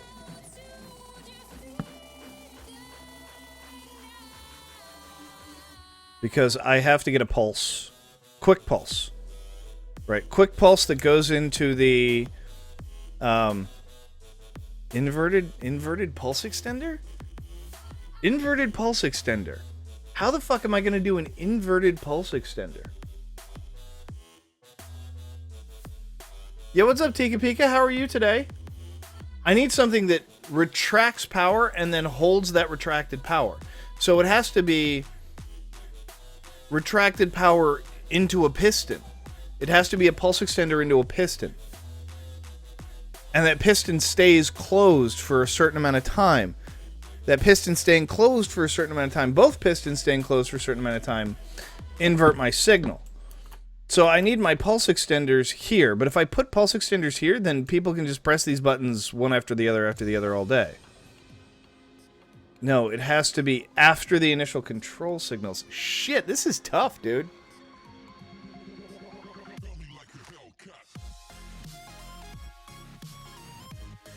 I'm chilling, Tika Pika.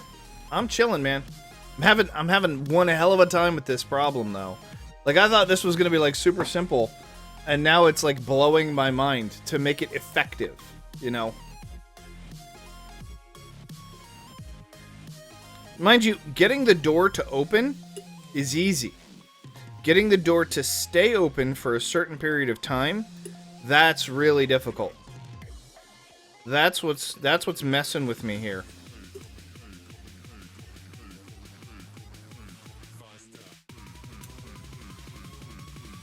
Oh, by the way, Dev, I don't know if I told you this, but the Dr. Horrible website is actually down right now. You can't order from them at the moment.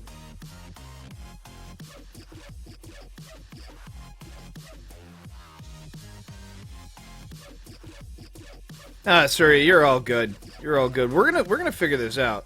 And not only are we gonna figure it out, but I'm gonna try and come up with multiple different ways of solving this problem. Okay.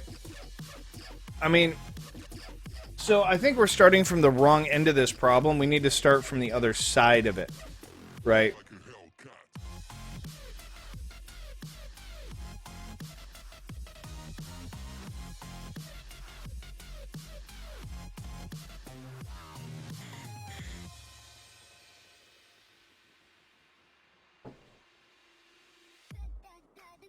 So I'm gonna do this.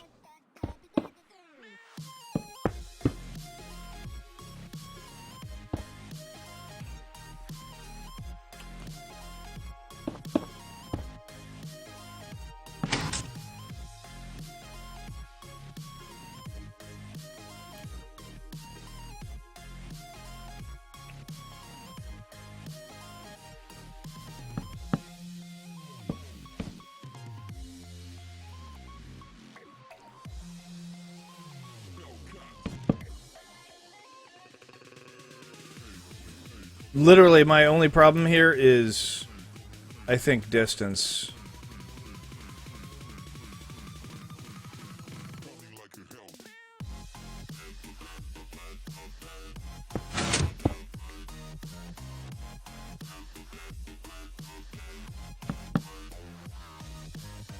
I'm going to do the design on the pulse extender slightly different.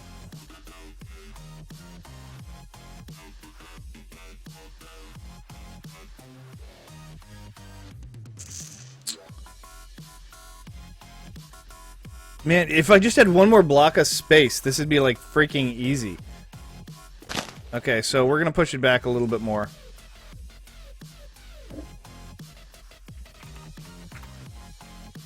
Because that's clearly what my problem is. I just still don't have enough space. I'm going to push it back like 3.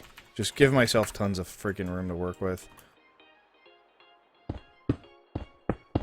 Okay, because I can come out of here and go into a block. I can invert that. Right?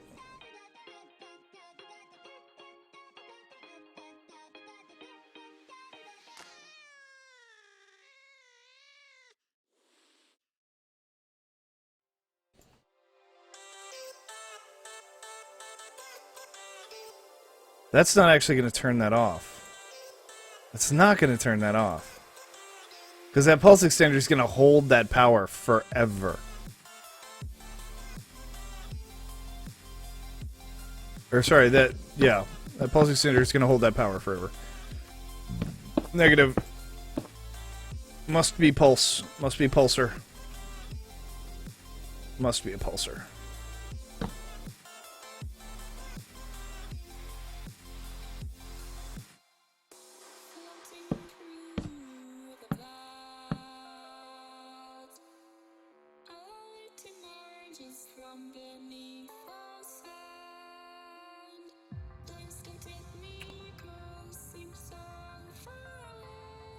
And I need to reset both of these so that way that locks correctly. I get it? I did. Okay, cool. So that has to go...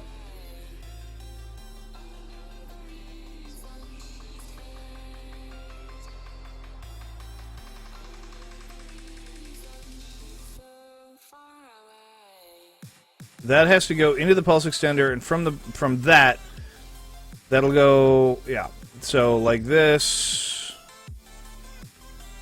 like that, into a dual pulse extender, and then like that into the door, into the piston. right? I mean, technically, that's the inverted signal. So when I hit these, that pulse should go out. Did the pulse go out? I don't know if I got it fast enough.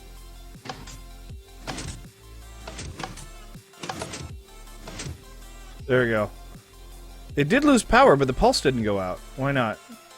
Oh, because this repeater's in the wrong spot. This repeater needs to be here. This repeater needs to be there. Like that. And then that needs to be ticked out to 2. And that's actually still ticked out to 1. Okay, let's try that. I'm not sure how effective that short little pulse is going to be. I saw it go off. Why didn't it pulse? That should have ticked out at 1. Well, screw it. Let's do it like that. If you're going to be a bastard about it. I'll just make it longer.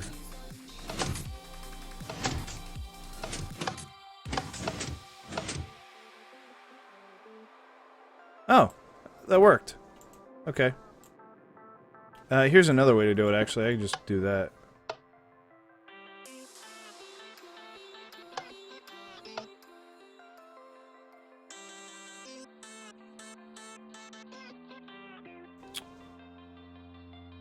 Actually, can I just set another repeater on the end of that to make the power stable?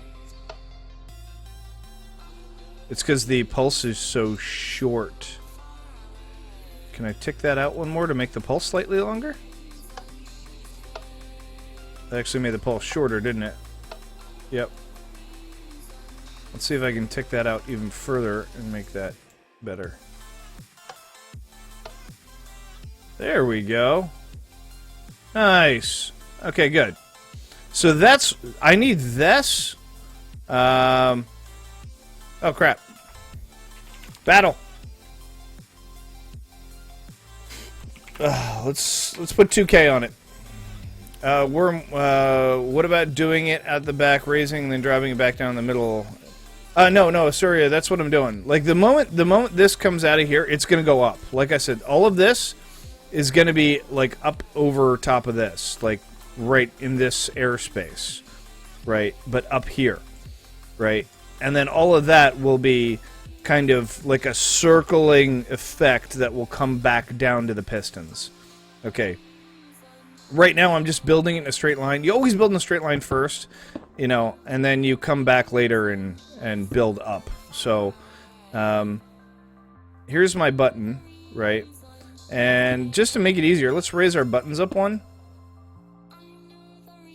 That's like 1 less little bit of redstone I have to do, right? And then you can actually just put a line like that, block there,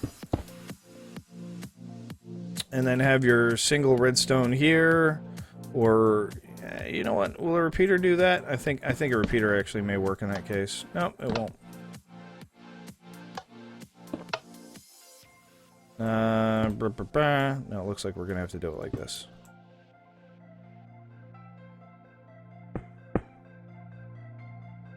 And probably rather have a repeater there. And then our piston here. And then our block here. And then our torch here. And then our other block is going to go somewhere around here. And then repeater. And then block. Block. And that's actually going to be broken. And then torch, redstone in the middle, and then torch there. Kind of like this is the idea, right? And then we can just fill all that in if we want. But for right now, we're just going to leave as much of this exposed as we can get. Okay, and then we just rinse, repeat the other side.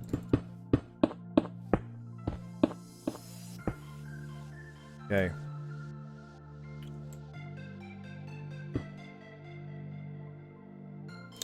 So repeater, and then block, and then piston, and then block, and then torch,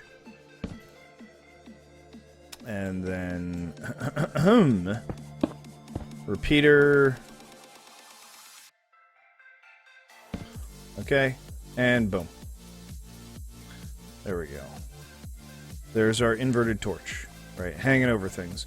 And now we need that into a pulse extender, right? Now the last part of this has to be 100% has to be like this, right? Right, with a torch on the side. It has to be an inverted torch. Now we can do it in several ways. For instance, we can go down here and we can do...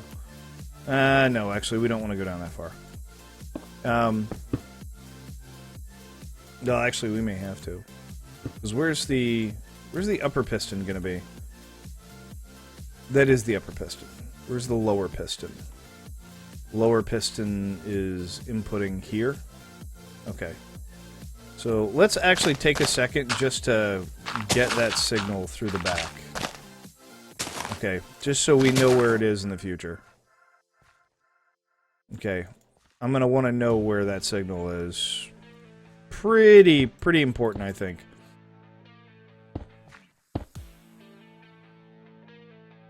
Okay. And just to make sure, let's spike it with a torch or something, just to make sure that it works. Okay, that works. And that works. Good. Nice to know. Getting the points today, man! Yeah!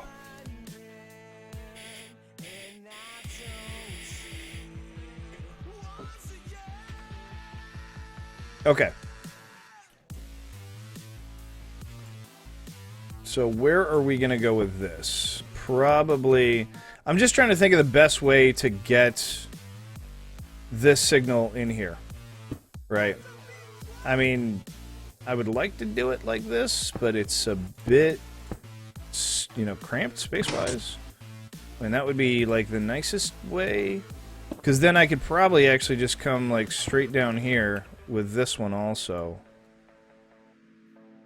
Not quite. But I can come this way, right? No, I can't.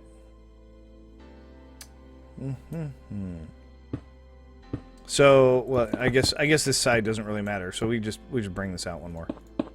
Right. Damn. Okay, so now we got both pistons. They're in the lock position. Okay. All good to go. Okay, so that's what the front looks like. Something like that. You can't see a door. There's no door there.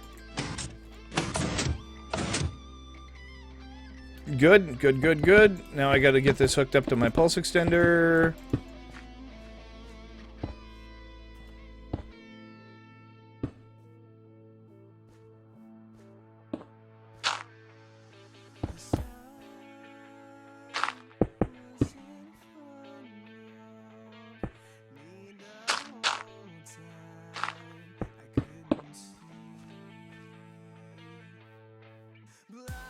Okay, those are even. I just want to make sure they're even on the inside also. Okay, all this can go away. We don't need any of this. Okay, we've compacted the size of our door quite a bit. Okay, however, our control signal is this guy, remember? Okay, this is a problem because I can't put a block right here. Okay, so what do? Ooh, slabs? Slabs? Here we go, slabs. Right? Okay. We got to get us just the right height of the slab, which is right there. Okay, we need to go out, what was it, about 2? Okay. And I think we're going to probably hook off to the right. That's an okay idea. Okay, so take our signal out.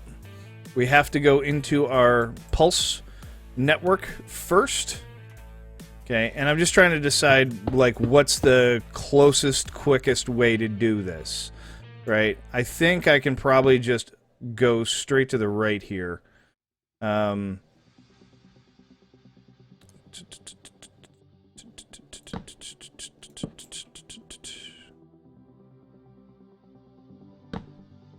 Something like this.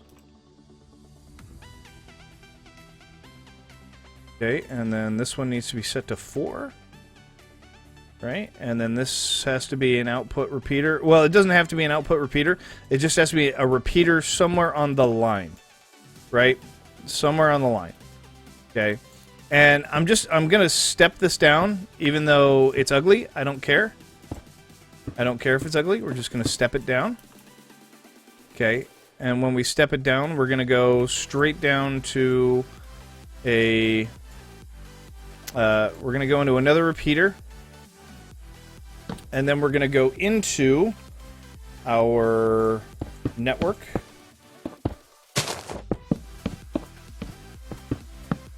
Our pulse extending network, excuse me.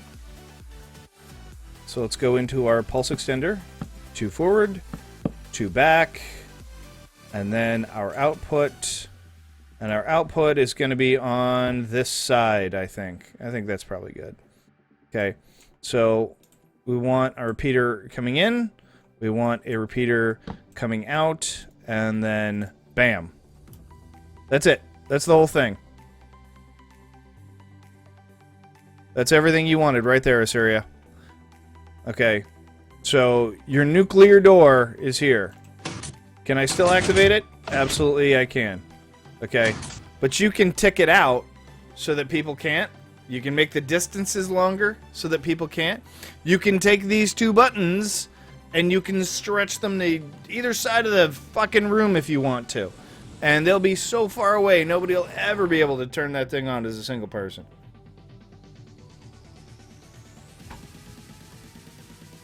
Hell, it's actually really difficult for me to do it. But when they're both clicked at the right times, boom, there goes your little adventure time. Now you're down in some deep dark dungeon, ready to go on an adventure, Charlie. We're going on an adventure. I don't think that block was necessary. Okay. Cool. Coolio. All good. Or if you want to do it the simple way, you just do these 4 buttons like I was telling you earlier. But you have to have 4 people press these buttons at the exact right time. Otherwise, that ain't gonna work. And like I said, you can also spread these buttons out. And you know what? This design is way easier for you. Way easier for you. Although it's not as cool as the double piston door. But I mean, if you really wanted to, you could, like, say, put your 2 buttons on the right side of the room. You know, on the left side of the room. And then in the back is your piston door. Like, that's super, super easy. You can put, like, these over here. You know, or you could spread them out all over the room. You know, this is, like, super simple redstone, right? It's 2 AND gates into a 3rd AND gate. Can't get any easier than that, right? Can't get any easier than that. Simple, simple, simple, simple, simple. Okay. This one, little more complicated. Okay, I'm going to step through it one more time just so everybody who's watching can see what we built. Okay. So my buddy wanted what's called a nuclear door. Okay. Or a missile launch button. Okay, I don't know if you guys have ever seen the old nuclear movies in the, you know, about the Cuban Missile Crisis, like war games, right? Where 2 people have to turn the key at the same time to arm the system. Okay, so he wanted buttons that 2 people have to press. 1 person can't press the button. Okay, 2 people have to press the button. Oh, and by the way, here's another thing you can do. I can't remember if wood buttons have a shorter pulse or a longer pulse. I probably should actually just go over to my pulses and take a look real quick. Let's go do that. Let's go find out which one's shorter and which one's longer. I thought wood buttons were longer pulses. Yeah, wood buttons are longer pulses. Okay, never mind. I was gonna say you could probably switch to a shorter pulse button, but you can't. Wood buttons are longer pulses than stone doors. Or stone buttons. So here's what we got here. You press this button, the redstone comes through here, hits the repeater, hits this block, turns that torch off. Actually, it should turn that torch off, right? Yeah. And at the same time it turns that torch off, this piston pushes out, okay, and removes power from here. This is an AND gate right here. Just a simple AND gate. Okay, it's going to go ahead and... Why is that ticked out? That's ticked out. Actually, you could tick that out for security. I think if I tick one... I think if I tick both these out to 4... No, if I tick them both out to 1, my odds of actually getting this reduce. Okay. If you tick them out to 4, they should hold that longer. Not sure if how that's going to work. That's interesting. Why did that work? Why did that happen? That shouldn't have opened the door.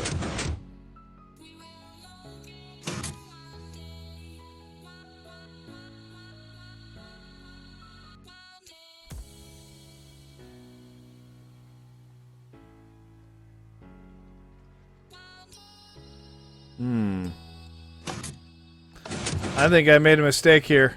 I think I made a big mistake here.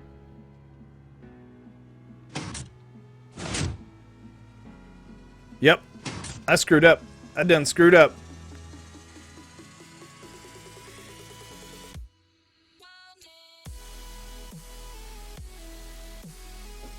JP, I don't even know what a shake burning machine is. I'm assuming that's for weed. Because that's what people generally call the little bits of weed left in their bottom of their weed bag is shake. I don't smoke weed, man.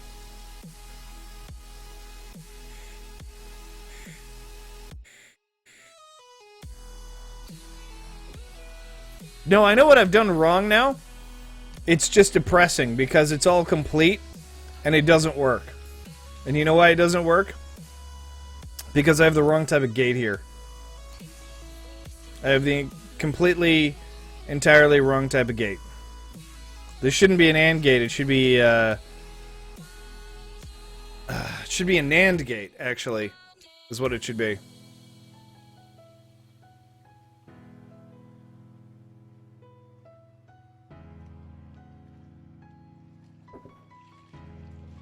And because of where I've built this, I can't really build one. I don't know. Let's step it through. I need both of these to be off, right?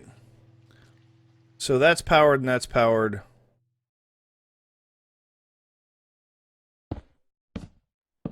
That's not going to work. That is not going to work. I think what I want is like that, actually, right?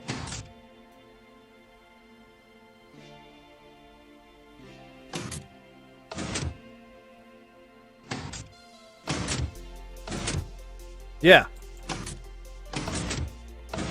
There we go. That's all it needed. Just that little bit of change. We're good. We're good. We're all good. Yo, what's up, Minecraft PC boss? How are you doing today, buddy? Welcome to the channel. Welcome to the chat. By the way, JP, how are you, man? You didn't say anything besides asking me about that. What was that keyword that time?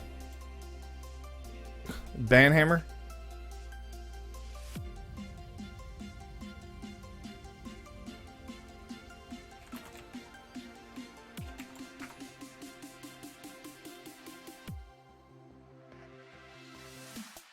I'm not really sure what the keyword was. It's probably your fat spelled incorrectly. Because Tika Pika didn't even get the word your correctly.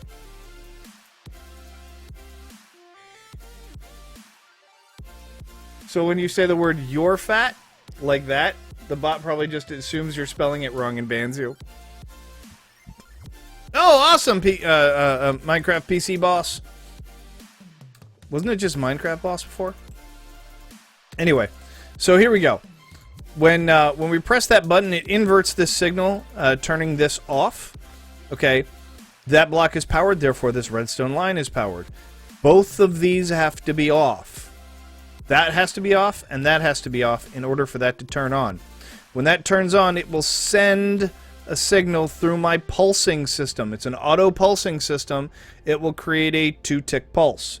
The 2-tick pulse will come down here. It'll run through a pulse extender, and then it will be fed to the piston doors.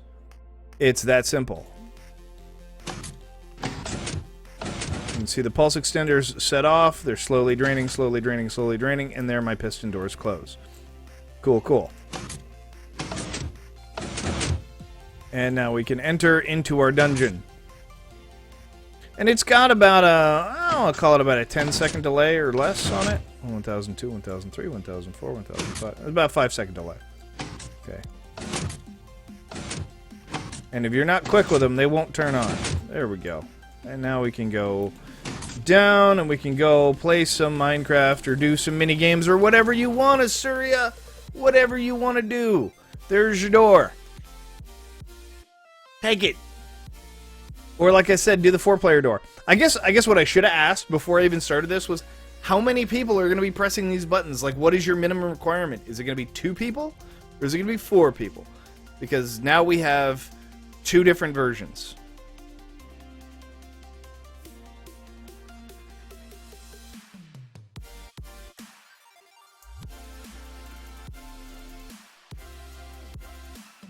Forgot my password. Hashtag forgot my password.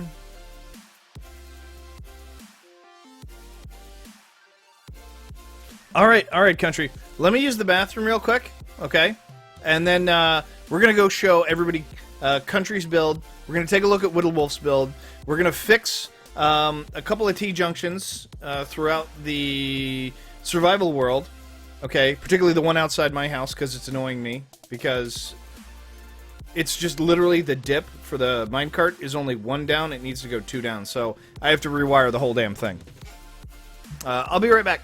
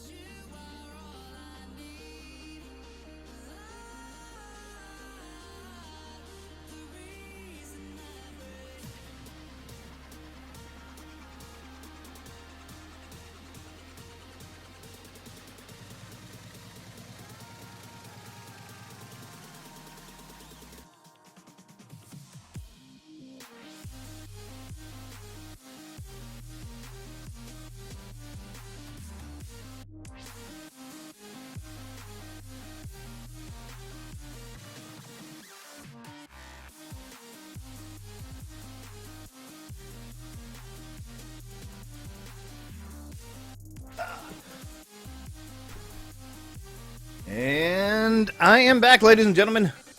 Alright. Hey, Warren, when you get time, since I'm over 40 hours, can I get perms on the server? Asuria, you get perms on the server on Parkour Day and Parkour Day only. That's the way this works.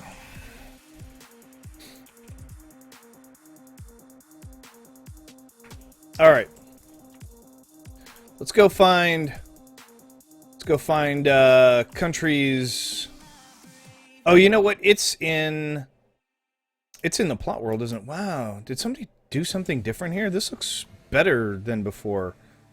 Wow, this looks really good. I love the look of this.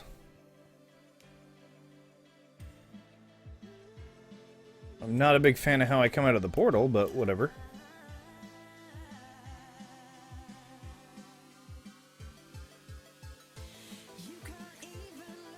Super Flatcrete. Let's go take a look.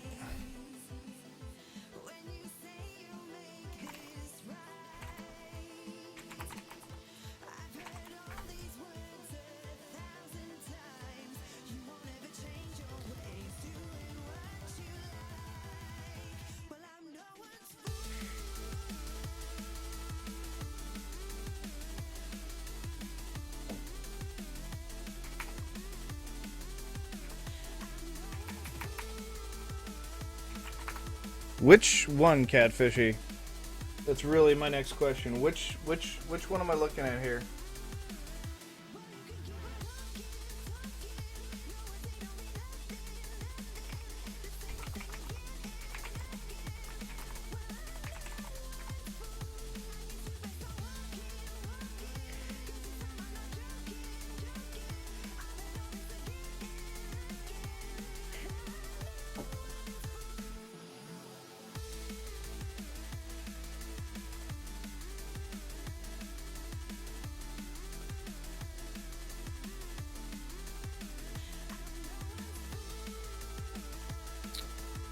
It looks damn good. This is the one we're talking about, right, country? This one?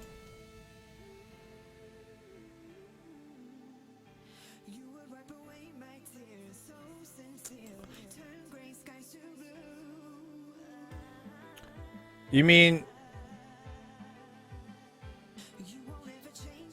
this one? You mean the giant frog with the massive penis? No? It's northeast. She's southeast. Okay.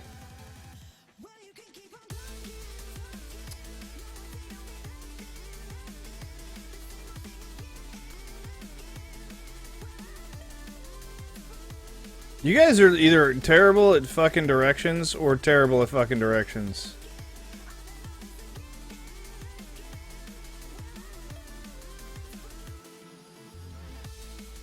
What the hell is all this? Oh my god.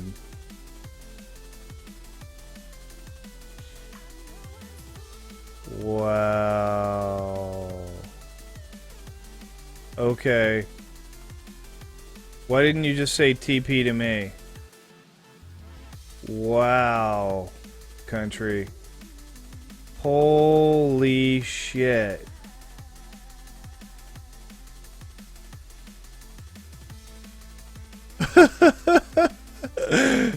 What is that? Is that a crane game?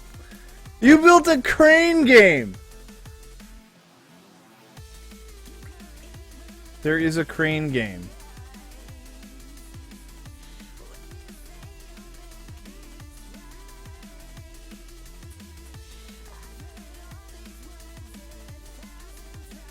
What the fuck, country? This actually looks like a cave, like an actual fucking cave, like something I would see in Dragon Run, not something I would see on my server. This is amazing.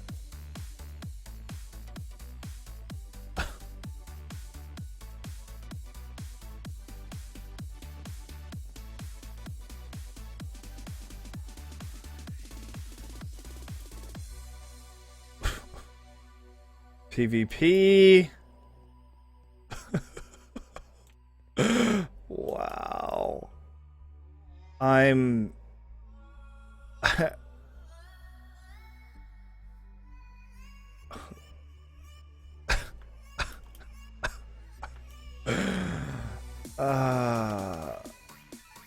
Wow, country.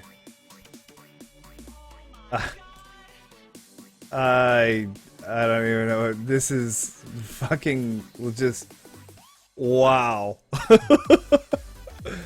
Fucking wow.